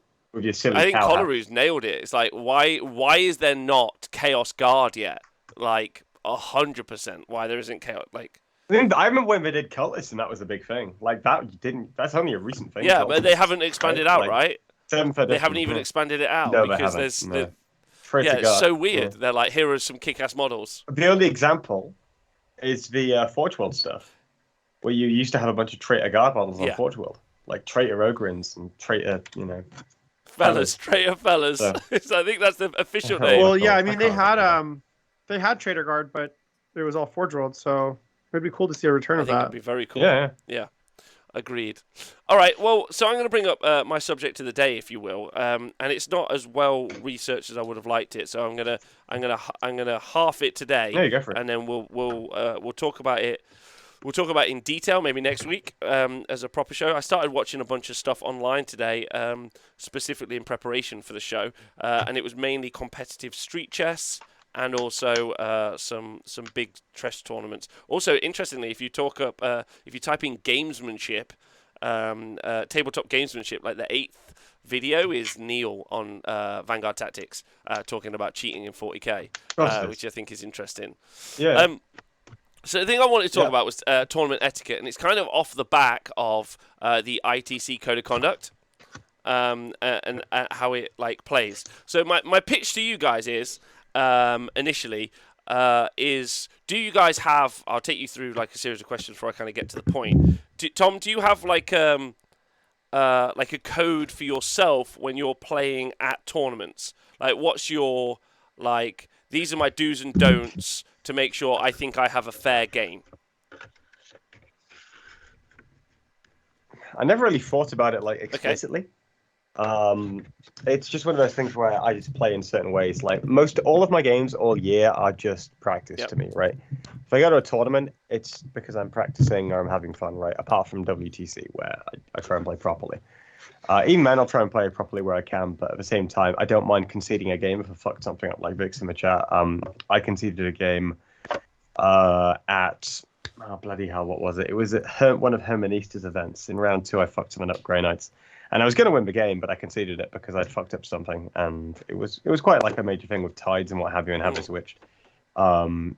So I just conceded it because at the end of the day, I want to punish myself and make sure I learn. So honestly, it's just... I'm kind of chill with it, really. So it's not really something you think about? Like, I don't have like an official code. No, not really. Like, at the end of the day, I'm there to have a laugh, and I'm there to have fun, and there to learn stuff. So I don't really feel like I need to go and have, like, a fucking list of, like, code of conduct for myself. I just don't behave like a dick if I try and avoid it. I mean, I did learn something this weekend, though. Like, I was talking to Darren Watson, and normally when people, like, roll badly, I try to empathize with them. And Darren was just saying, look, it just makes people feel like more like shit. And I'm like, okay. Fair enough. And then one of the other guys who was sat there was just saying, "Oh, just behave like a human being." And I'm like, I don't know what that means. I don't know what that means. Like, you're asking me to do things I don't understand. That's a double level joke. Firstly, it's me, so it's like, okay, right. I don't know what it is to be a human being. But secondly, is trying to empathize with someone's bad dice not being a human being, or just ignoring them being a human being? Like, this is levels of nuance on it. I don't. You know what I mean? Yeah. Like, personally, when I'd roll shit, I'd like my opponent to go, "Oh, yeah, that's kind of shit. I wonder because this means that this now happens, and this is going to make this difference." Whereas when I was talking to Darren, he was saying, like, it's just sometimes it's better just not to pick it up. And I'm just like, okay, fair enough. This is just people's different individual preferences. So at the end of the day, I don't worry too much about what an impact it's going to have, like, on my opponent. I just say my thing. I be me, and then if it's fine. I try not to, like, because if anyone can just go off and overthink about, everyone does it. everyone said like comes away from like a night out or like a night at the pub with your mates having a drink, and thinks, oh, did I say something wrong or did I say something that would have upset someone? But at the end of the day, like you can do that about any interaction like whatsoever. I'd rather like people are up front and say, yeah, probably don't say this and it's fine. So I just do my own thing and then fix it later. But at the same time, you try to be empathetic. You try to be nice with people. And look, clearly I'm doing something right. I mean, I've been to a lot of tournaments, but I have won a couple of best sportings. Like I've got 3 up there. So it's, I just be me, have fun with it. Don't take it too seriously and it's fine. All right, Jim, where are you at with this? Do you have a code when you turn up to an event? Like, is there like a can I just relate something in the chat before we move on? Sorry, because Yes Meatball is saying that Darren being right, because I don't think so. I think that's just his way of being nice to someone, right? Because at the end of the day, you don't want to like prod like the bear and make someone upset about their shitty dice, right? Like I like Darren. Darren's lovely. I went to Warhammer World with him over the Super Series. He's a great dude. I really like Darren. So I don't think he's being grumpy at all. I think it's just different like personalities handling certain situations slightly differently, and there's nothing wrong with that. Okay, fair enough. Jim, where you at? Oh, Jim, your mic's off, bud. Shit. Yeah, I was just sorry. I guess for me, like I have I guess a few things. Like I've never won a sportsmanship award. That doesn't mean I don't have fun games. No, I of course. I don't have like good games. It's just my also, personality. Jim, you have much bigger events over there. You have like 500 player events. Yeah, but my personality is not like, it's just like in general, like in real life too. I'm not like that, like super crazy, like very like excitable guy unless I'm very drunk, which I stopped doing at events because I used to be kind of like I used to get very drunk, and now I get much less drunk, which is good. I try to focus on my gameplay and stuff, but I guess the biggest thing for me is like I try to play my game with integrity. Like if I make a mistake, fess up to it, like whether it's during the game or after the game. Like I know there's been lots of incidents in the past, not just involving me, but other people where things have been discovered during, after, before, and it's like if I make a mistake, I want to make sure that I fix it and that my opponent is essentially the arbiter of that. Like so, rather than trying to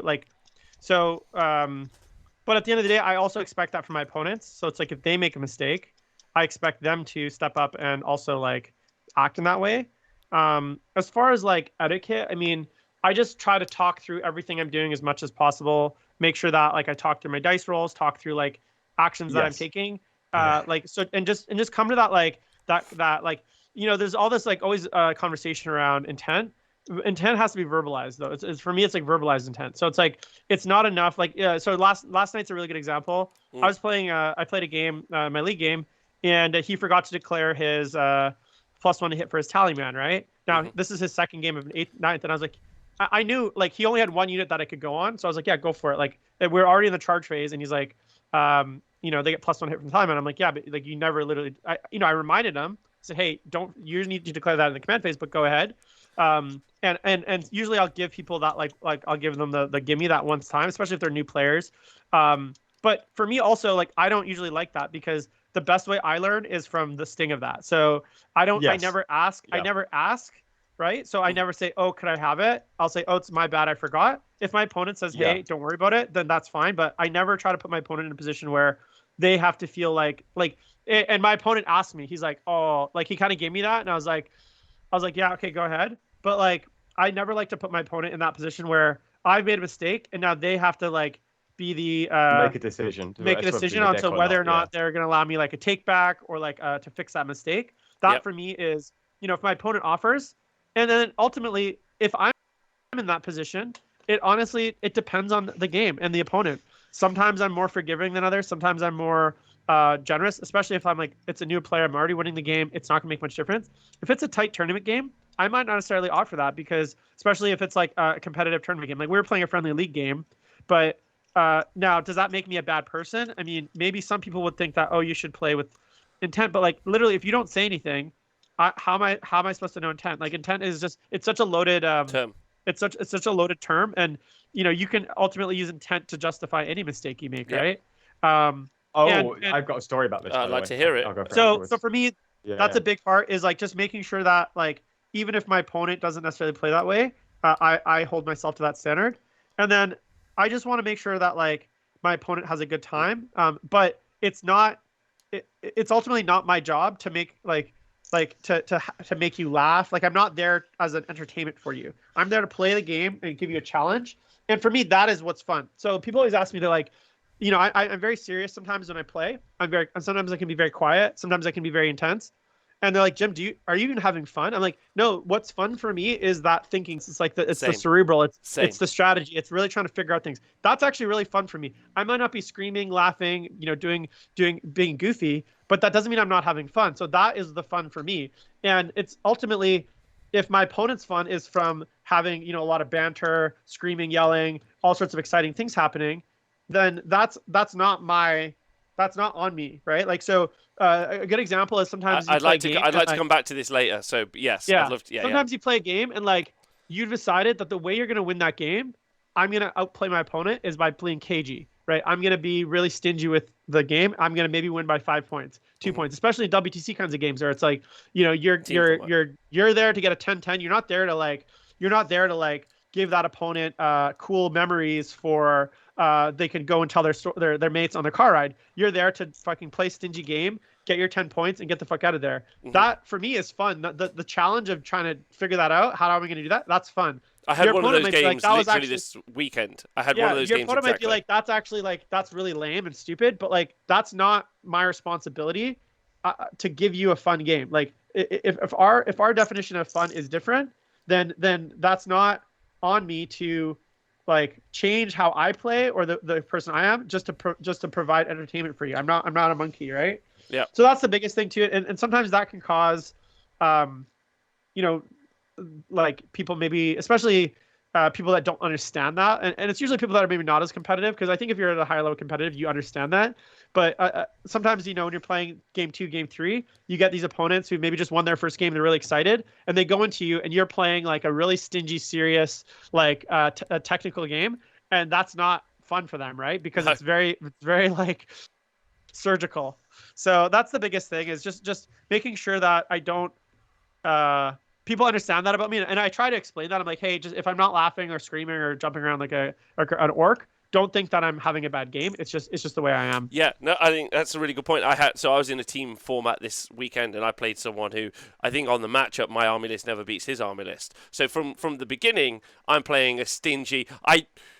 This is going to get to what I want to talk to after I've heard yours two stories, but I gave the impression of a forward, expressive game where I was going to try and win, but it's a team format, so I was only ever trying to pull points back for a medium score at best, I think, and then actually an attempt to win would have been a mistake. But we'll talk about this more in a bit. But yeah, same, like stingy all day. But I loved it because I'm with you. I like the cerebral part of playing a game, and I don't mind we'll get to how I play in a moment. Tom, what was your story you were going to bring up? Okay, so Neil is probably going to turn up at some point and correct me on this, because this is a WTC story, okay? And this is a second-hand story, so also take it with a pinch of salt and wait for Neil to correct it before we actually confirm it. And this is a story from England versus Russia, 2019. Yeah. And this was Josh versus one of the Russian players. I'm not gonna say what his name was. Boris. It was Boris. It was not Boris. It was most of the Russian players are cool. This guy is not a cool. Not Vlad. Most of the Russian players are actually cool. I like a lot of that team, but this guy I have no time for, so I'm not going to even mention his name.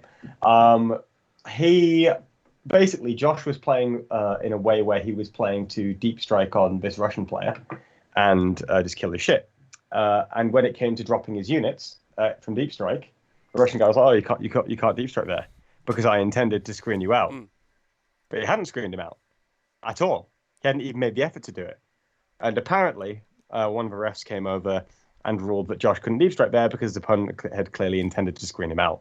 This is why I say wait for Neil on that, because this sounds very unreasonable. It does. Because it sounds like his opponent made a horrific mistake and just tried to punish it. But that is about, again, where do we draw the line at what is intent? Because if he clearly didn't make a move to do so, it's not like one of those things where it's a couple of millimeters. He just didn't screen out. So... Right. Yeah, good points. Now, if the opponent had been like like he's like, hey, I'm moving this to here, so it's this 9 inches. You can't deep strike. And he said, yeah, okay, I agree with that. And then later said, well, actually, it's now that I measured it, it's not 9 inches. That's different because it's one thing to have your opponent agree to a game state condition, right? Because ultimately the game is just what we agree on. So if I say, hey, this is 9 inches, I measured it, or this is a 9-inch charge, I measured it, and we both say, yeah, okay, we agree to that. And then I go to act, and then as I go to roll, he measures it again. It's like 9.1. He's like, actually, it's 9.1. You need a 10. That would be a situation where I would disagree. I'd say, no, we both, Agreed. we measured it. There's obviously some, there's always with measurements, especially, there's always the table gets knocked, the model gets knocked, someone's tape measures at a different angle. There can be, sometimes it comes down to a game of millimeters, right? This game. And so if my opponent and I both looked at that and said, yeah, it's 9, and then later he went and measured it and it's 9.1, and he said, no, actually it's 9.1 now, that's when I would be like, well, no, that's where we both agreed to a game state, and that's where I would hold my ground and say, no, like, but in your case, it sounds like he didn't even do that. And that's why it's so important to verbalize what you're trying to do. That's what I heard, and also it stops a lot of feel bads too, right? Like if I'm moving models around and because I'm trying to do something really sneaky, I'm not going to tell you what it is, right? It's some sneaky thing.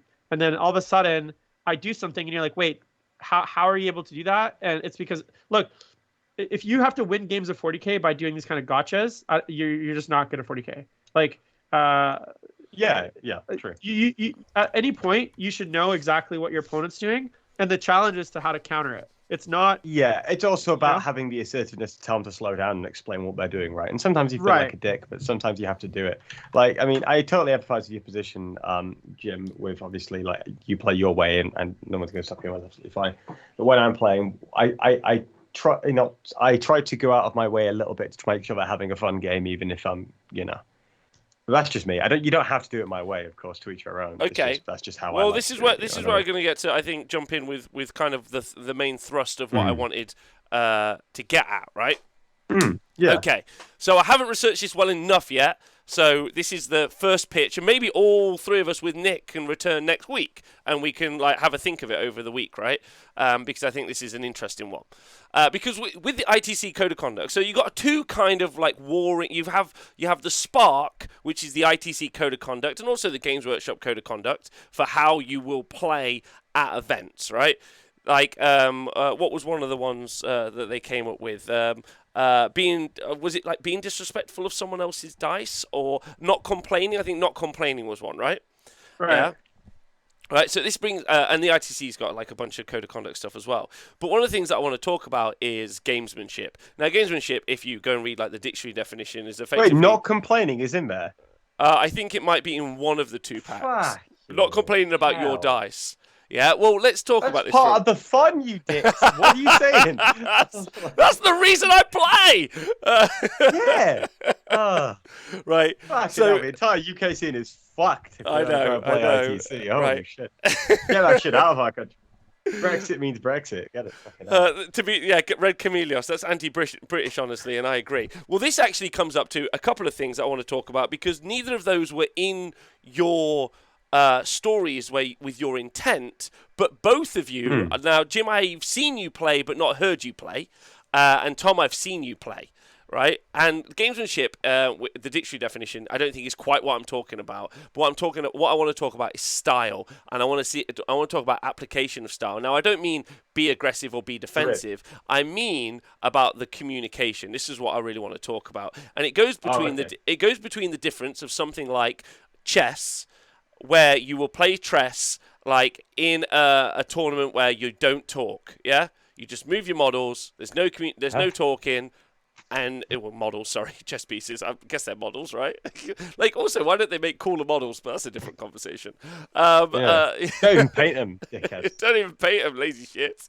Right? Something like that, where the code of conduct is very formalized, yeah, and it's very professional, but there's no communication at all. And you can't communicate. You can't do that in 40K or Age of Sigmar or any of those things. You can't not communicate. You have to communicate. And as soon as you allow that window of communication, you move into a field like street chess. Yeah. Now, if you've ever watched any street chess videos on YouTube, if you're from a major city, there are chess hustlers who operate in your city. They sit out in a big park. Yeah, they'll Yep. pop up chess Chessboard chess. just up there, yeah. Yeah. Like you have grandmasters go and try and like outfox them, and in that part of the communication, there's no law. It's just you can do what you want and you can say what you want. Like you make a move, that's a bad move. Now, Jim, you and I, Tom, same question. You move a unit, doesn't matter what the unit is. You move a unit of Terminators into a sit position. And I was playing you, we never played before, and I said, that's a terrible move, they shouldn't be there. Yeah? How would you react? Well, I mean, it depends. Like, and you're saying that in a deceitful way. Like, it is actually a good move, but you're trying to throw me off. Or it's a, yeah, like whichever. Or maybe it's a bad move, but I want you uncertain. I want you to feel uncertain about your playstyle. How would you respond? Like, do you think that is A-okay or not A-okay? So like I've definitely had those discussions during the game. Like, for instance, the opponent will declare something. They'll say, oh, like maybe they'll say something out loud. Maybe they're just talking to themselves, and I'll counter their point. Like they'll say, yeah, I'm gonna charge in and kill. I'm gonna kill those Terminators, and then whatever. And I'll say, yeah, well, that unit doesn't kill the Terminators.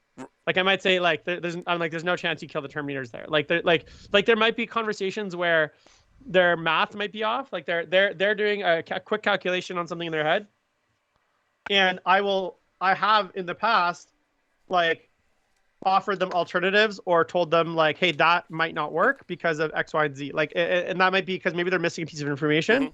And so I don't want them to go into that. Like they're going to say, oh, I'm going to kill your Terminators, but they don't know that I can transhuman. Right. So there's been times where I've done that because I don't want, especially newer players, to have this whole, like, they kind of think out loud. They've told me what they're going to do. And then I essentially am like, oh yeah, I'm going to transhuman them. And then your guys literally just don't kill me. And then you lose. Like, there's been times where I've done that. On the flip side, I've also been in situations where, like, the opponent's unsure of something, and you can kind of hear them, like, talking out loud. They're not sure if they want to shoot at Unit X or Unit Y. And maybe I'll sometimes give them information on both units. And I guess you could say that's gamesmanship because exactly what you say could be determined. Could be, like, you might be trying to get them to shoot at Unit A, so you maybe are a little bit more, like, like that, but that's very few and far between, and it's usually only in very specific situations where, but usually I never offer them any sort of advice on what to do. I'll just give them information, and sometimes just them knowing information can affect their choice. Now, is that gamesmanship, giving them more information? Sometimes, right? Okay. Sometimes, yeah. Sometimes if I say, actually, these Terminators have robotic axes and they're AP3 damage 3. Then they might not charge, which I didn't want them to do. Yep. Now, is that gamesmanship? I guess, but is me giving them more information gamesmanship? Yeah. So what I'm not trying to do right now is, like, draw a line on what is and what isn't. Maybe that's for next week. Yeah, I guess my point is like I've definitely had. I guess I'm trying to say is I've definitely had conversations with my opponent where the intent was to, like, maybe, yeah, I guess maybe it was dishonest, but intent was to make their decision harder. Because now, to make their decision harder. So that and that isn't necessarily, but it's never like it's never a lie. It's I always am honest with them. I'm like, this is what this does. This is what this does. It's just mind games. Yeah. Well, okay, so another name. We'll talk about it more in a moment. Another name, I guess, would be mind games. But then we need to cycle back, right, and break through it, because actually, what is acceptable, and what isn't acceptable. My posit is going to be, as this goes on, that actually some of the most successful players in both game systems or all game systems are the people who intentionally do mind games anyway, if we call it mind games, or gamesmanship. And the reason for that is, and there's a couple of things in the chat that I'd like to talk about in a minute. Also, Botez sisters. I was watching loads of those today. Big shout out. Yeah, big fan, the Botez sisters. Yeah. Well, someone said, I don't see trash talk as being healthy for the game, but we'll talk more about that in a moment, because actually, this isn't trash talk. Yeah, like, I love trash talk. Can I do a couple of stories? Yeah, here? Tom, I want to hear quick. you go. So again, same thing. You and me play. You put those Terminators down. I say that's a terrible decision. Right, now tell me your stories and give me your feedback. That's fine. So I've got two stories. So first story is actually a question for you, Oh, Rob. yes.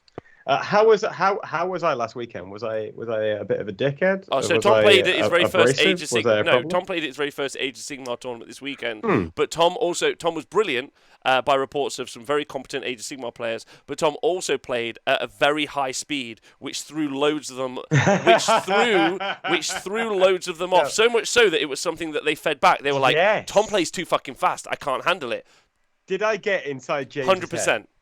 100%. Did I get inside Nathan's? I don't know if that's possible. You bamboozled him. He thinks you're a warlock. I don't know what that is. He does. Yeah. He does. Right. So that works. That's absolutely fine. But that's an example. If that's just like my manner, and I create this kind of situation. And I've always done this. Like when I was playing in 2013, I was playing like 2 core and land raiders, and just running over people and doing my turns in 5 minutes and have no thinking time. Yeah. And would just get like really confused and make mistakes. What was the second story? I've forgotten about it now. Okay. Oh, I'll give you a second. It was so good. I'll give you a second. No, you guys talk and it'll come back to me as soon as. Okay. Well, so the point is what Tom's saying is that his play style is gamesmanship. Before we get into anything else, right? I'll give you my example. Whereas Jim is quiet. Yeah.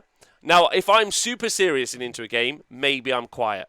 But I'm normally very personable all the time.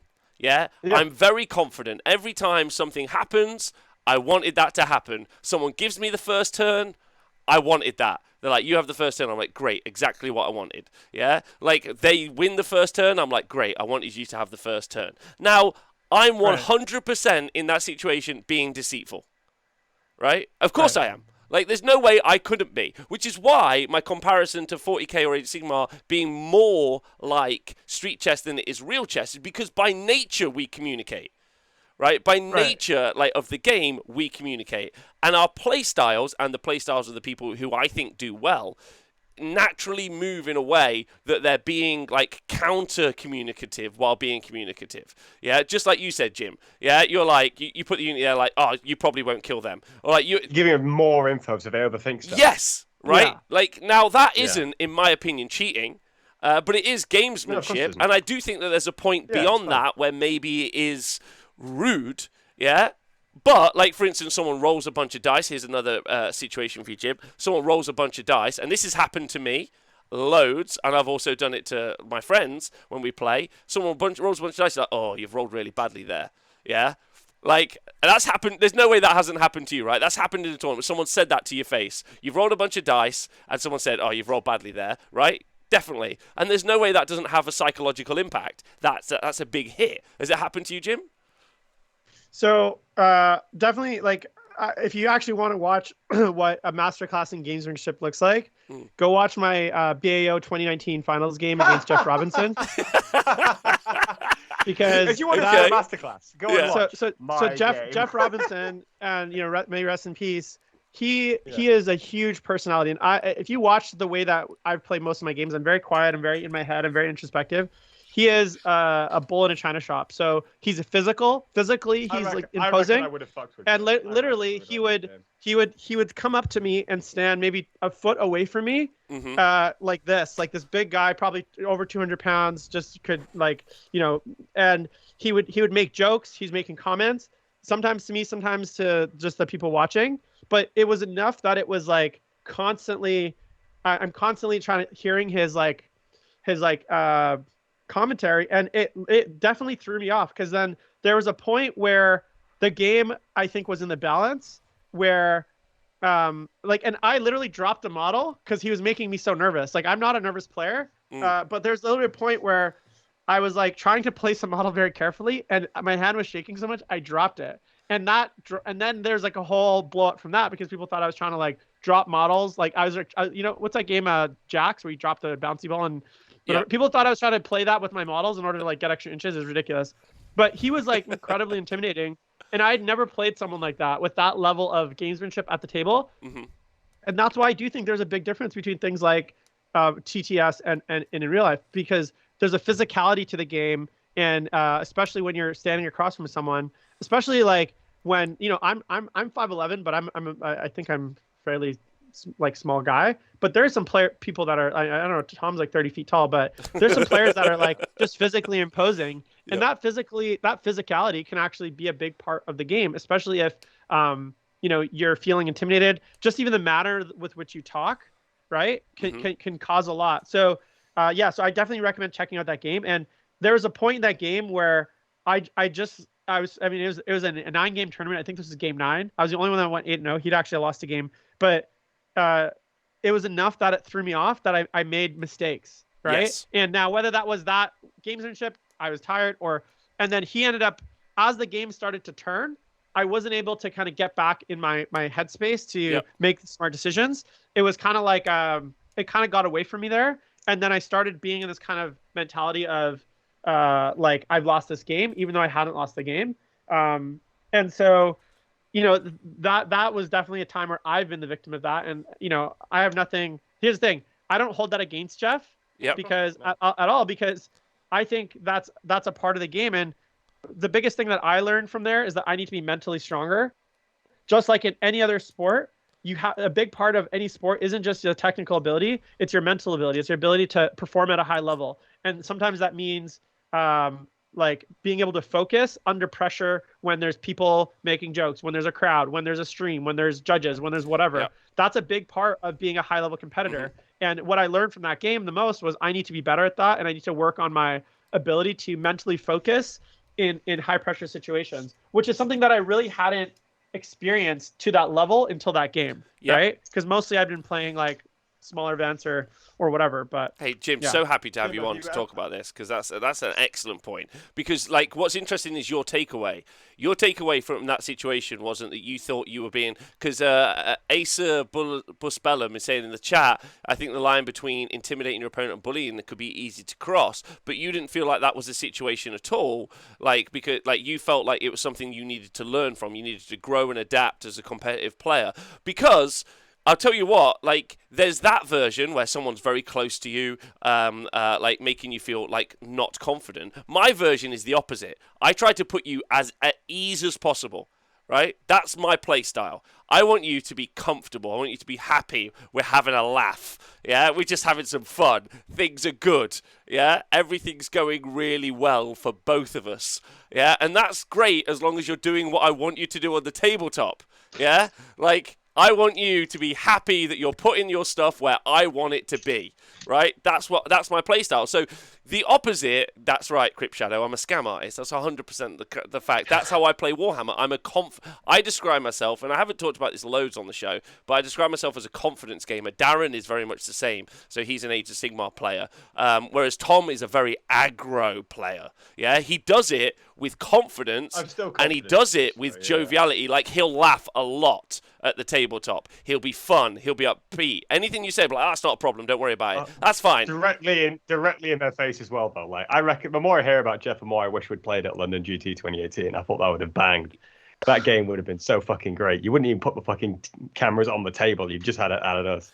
Like, it'd have been great. Your point, though, Rob, about just sitting there, like, reminds me of my mate Scott Nichols, who won the GT. So Scott basically just plays demons. He only plays demons. He was running basically a similar list to yours, Jim, with the Plague Bearers, around the same time in the UK.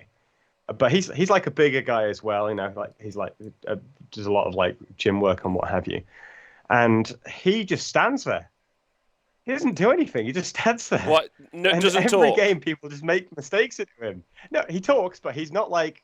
He'll just like talk when it's appropriate. He doesn't like utter like more than like several hundred words a game, right?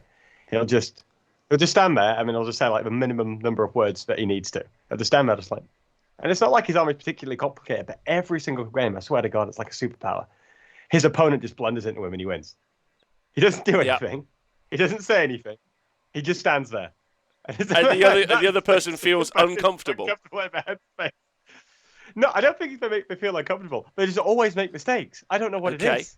But they always just fuck it up and Scott wins. And I have no idea what this man does. Like, I'll have to talk to Scott. But I play him and it's like normal. But everybody else, they play Scott. They fuck it up. Scott wins. Just like, that's a good one. Because there's some other stuff that's gamesmanship, right?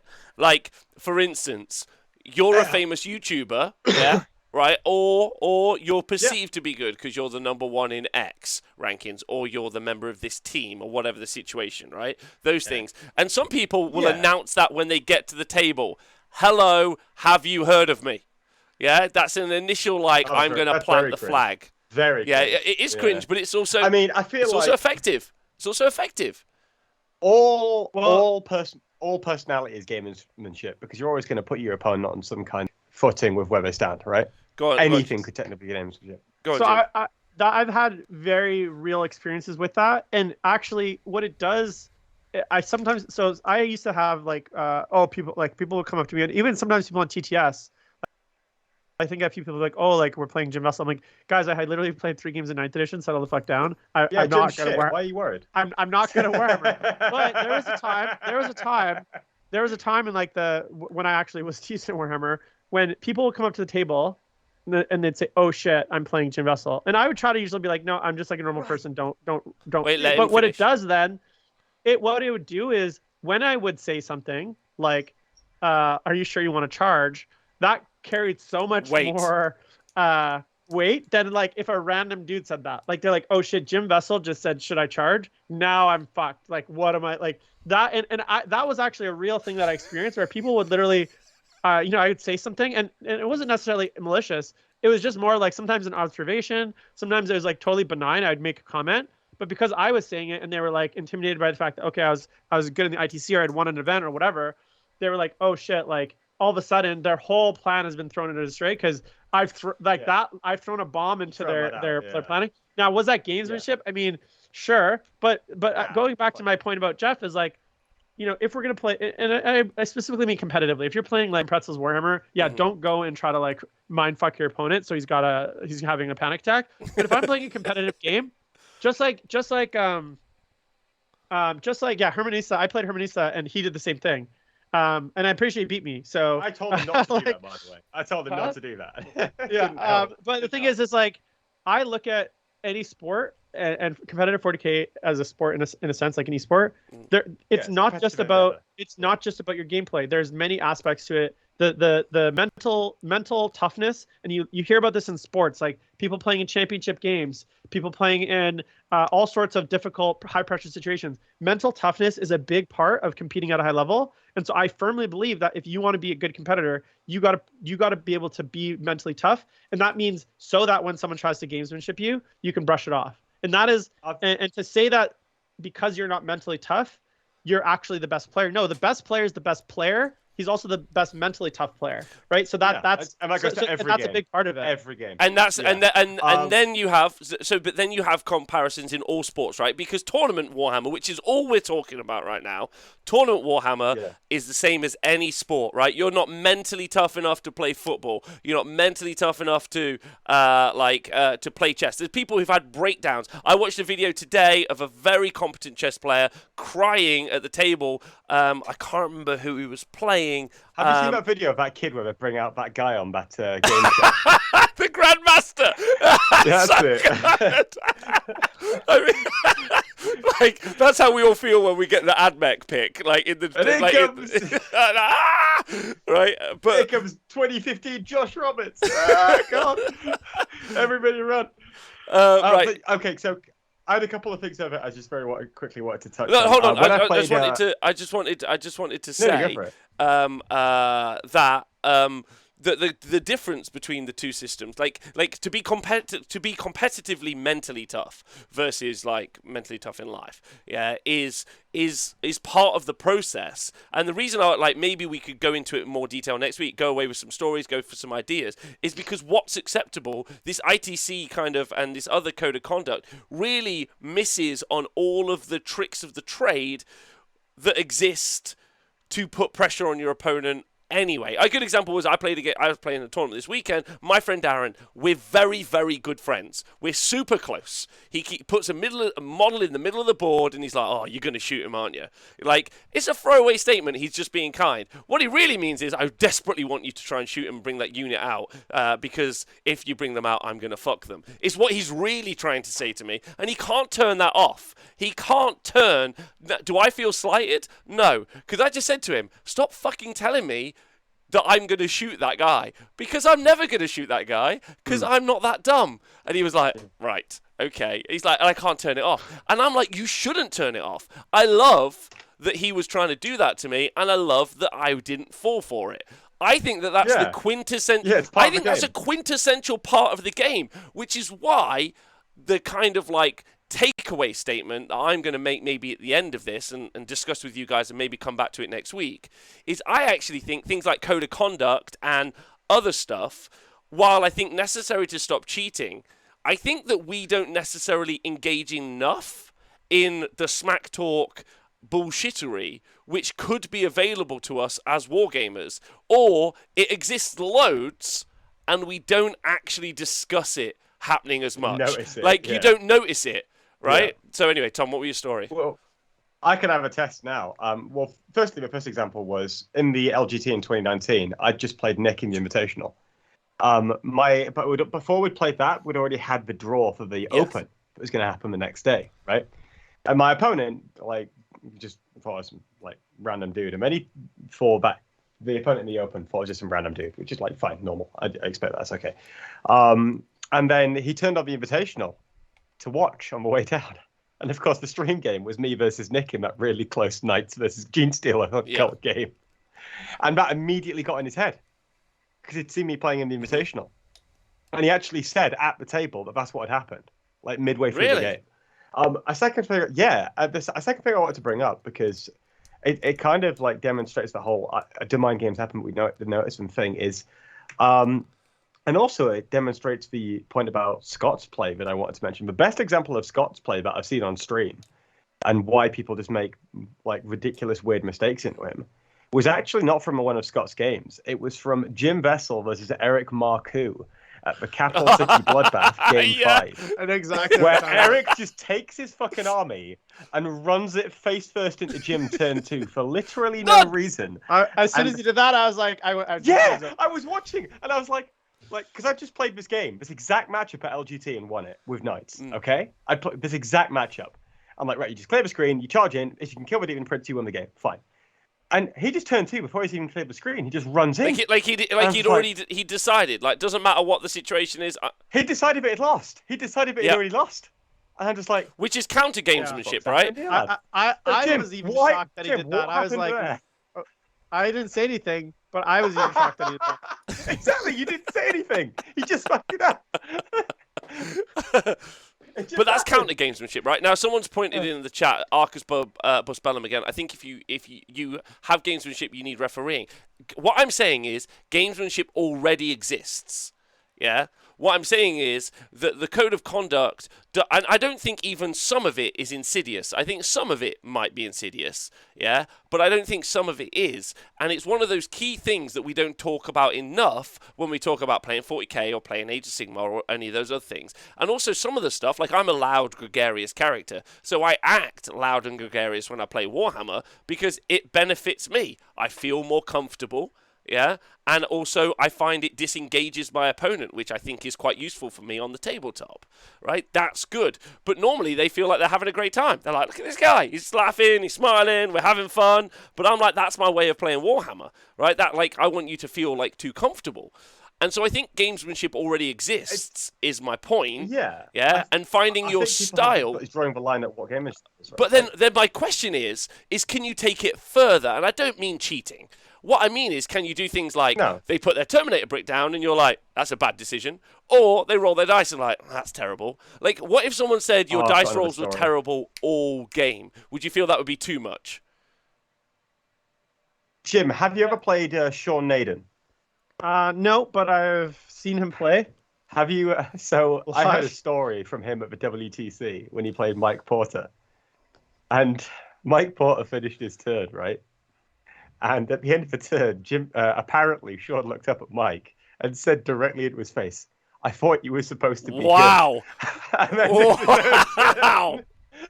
It's like, you fucking gangster. That's second hand again, so get that confirmed. But I thought that was brilliant. I thought that was absolutely amazing. I loved that. It's stuff like that, right? Now, I think maybe if in a code of conduct, or if you talk that back on a podcast, and we're like, "Oh, like a shitty thing to do, right? Because we're in this weird, like, it's a hobby, it's not a sport. But like in a psychological match like that, like, or in something as simple as street chess for like $20, that's super okay. That's super okay. You're like, that's fine. That's fine. Like, so Right, but I guess to your point though, there is like in street chess, I think it's widely accepted that that's part of the Yes. game. So the question then to ask is that kind of trash talk, gamesmanship, is that widely accepted? And I would argue that it's Agreed. not, because I think a lot of players are not practicing that kind of play. And so when you do that kind of, like when you do show up to a table and you start being, you kind of being, street chess, trash talking, maybe, those kind of like passive aggressive, underhanded comments that aren't necessarily cheating, but are just there to throw you off.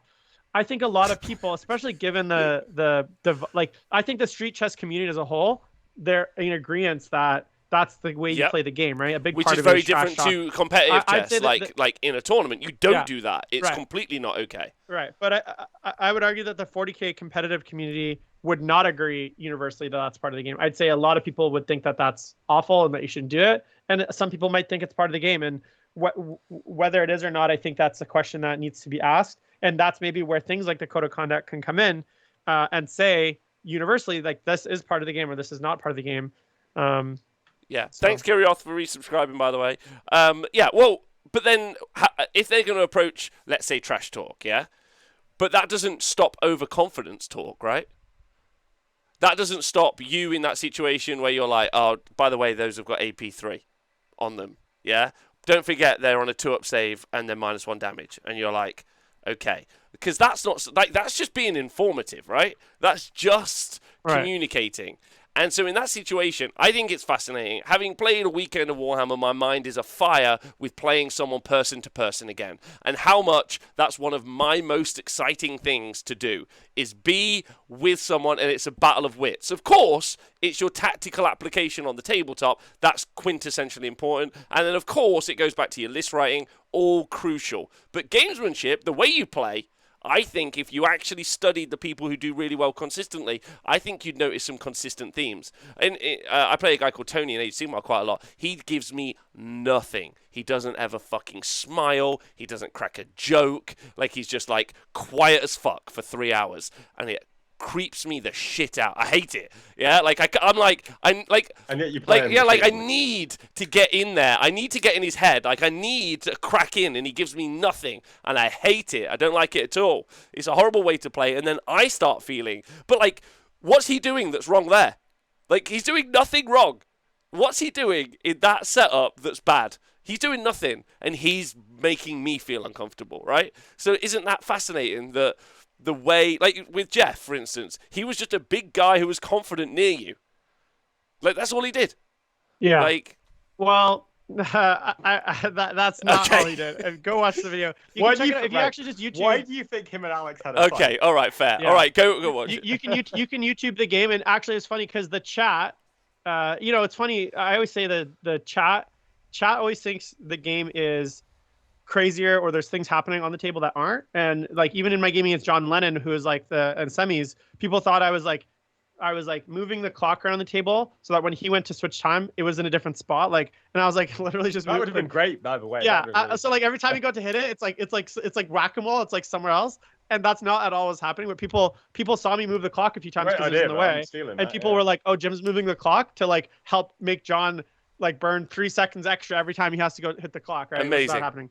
But people in the chat, if you go read the chat, people were literally like, holy shit, Jeff's being an asshole. Like, people were literally calling out Jeff for the way he was acting. And I actually didn't mind because I thought it was all part of the game. The way that he was talking, the things that he was saying, I thought that was just all part of the, like, that gamesmanship part of the game. And so I actually wasn't bothered by it. He was being sarcastic. He was like making jokes. He was doing all sorts of other things. I didn't think it was a problem, but there's a lot of people in chat who aren't used to that or wouldn't like that kind of behavior towards them that were making a huge fuss about it in the chat. And they were like, oh my God, like, is Jim going to fight Jeff? I was like, oh, obviously not. But like, it was like to the point where people, the commentators were like, guys, they're fine. They're like actually laughing. And I was laughing. I was having a good game, but it was definitely like an intense game. And that gamesmanship definitely affected my focus, right? And good on Jeff for using the tools available to him, I guess, to win the game. Fascinating. And to be honest, I'm actually glad he won, because I think that was the last big event he won before he passed, and it was really important to him. So in the end, I'm glad that things Was turned out that the way the they did. Bay Area Open? Yeah, Bay Area Open. Tom, you got. So I think we've covered it now. But I think I'd like to go away and look at what happens, like specifically go and pick up some quotes for next week. Yeah, not only from the Warhammer Code of Conduct, but the Itc Code of Conduct, and also from other game systems, I think. So if anyone is out there who's listening to this back on YouTube or is watching this in the podcast and they want to like, hey Rob, this exists in this situation, like if you're about to punch someone's face in the UFC, you got no problem calling them all sorts of names. Whereas if you're in rugby, you can't say anything rude, otherwise the referee's going to beat you to death. Like what? Like you can't. Like they all. Yeah. It's all different, right? So and I'd like to also. It would have been great to have Logan on as well, to hear his thoughts on what happens in like competitive gaming. Because Smash Bros, you've got no Johns, which is no complaining. You can't complain when stuff goes bad for you. Like that's a carte blanche rule.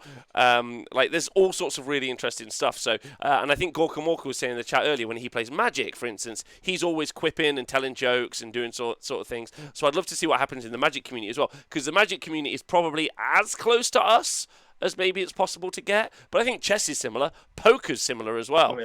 Poker, there's loads of trash talking in poker. Tom, you got any kind of final thoughts before we go? No. I think that's pretty covered. I do have a shout out to do, but that's about it. We'll do that later. Okay. Jim, what do you think? No, I think I agree with Oops. I agree with most of the points. What have you done? Yeah, and I'm interested to hear what Logan thinks, because I think as a commentator, he's probably seen a lot, FGC, and it'll be interesting to see what, like, obviously things like Street Fighter is such a fast-paced game, and like those kinds of games are so fast-paced. I wonder how much time they actually have to trash talk, because before you know it, you've got a fucking 30 thing combo on you, and you're like, what the hell's going on? So whereas Warhammer, there's a lot of time where you're standing there, so it's like and chess, same thing, where you're waiting for the other player, where you're not doing anything. So there's a lot of time to kind of be that gamesman. I almost feel like the faster the game, the harder it is to do that. But Logan could prove me wrong. Interesting. All right. Well, listen, if you guys have had any thoughts, again, I'd just like to be super clear. I'm not advocating for anything. I think I'm identifying things that already exist, and I'd like to have a conversation about it, because I think, as maybe we go back to tournaments in the future, I think it might be one of those selling points that people don't really communicate with each other, right? And I would like to know just kind of like, not where the line is, because I don't want to push the line. That's not my play style either. But I kind of want to understand what experiences you have, and also what like the tournament like line will be, because there's a culture and etiquette that is developing via codes of conduct. And it's interesting that maybe they're like, you complaining about your own dice is seen as a no, it might get you a yellow card, but telling someone not to shoot at that unit like because they're too tough is fine. Right, like there seems like a line is crossable, and so I'd love to know what the cultural kind of conversation is. Gorka Morka says, a few years ago, DCI judges on Magic the Gathering did make a strong stance that there's no trash talking involved in making fun of the other player during a game, but it's a grey area before and after lol, says Gorka Morka. Fascinating. If you do have some links to that, I'd love to see more. Viva Fresh, loads and loads, still is real anywhere, and then compares. All right, okay, great. Thanks everyone. I've never started a game without telling my opponent I'm sure they're going to win.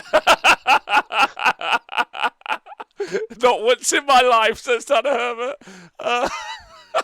I think I'm gonna shave my beard and start playing as a totally different person, and just show up like with glasses and a baby face, and say my name is like Jim Vesal. Pim Vesal. His younger poor playing brother.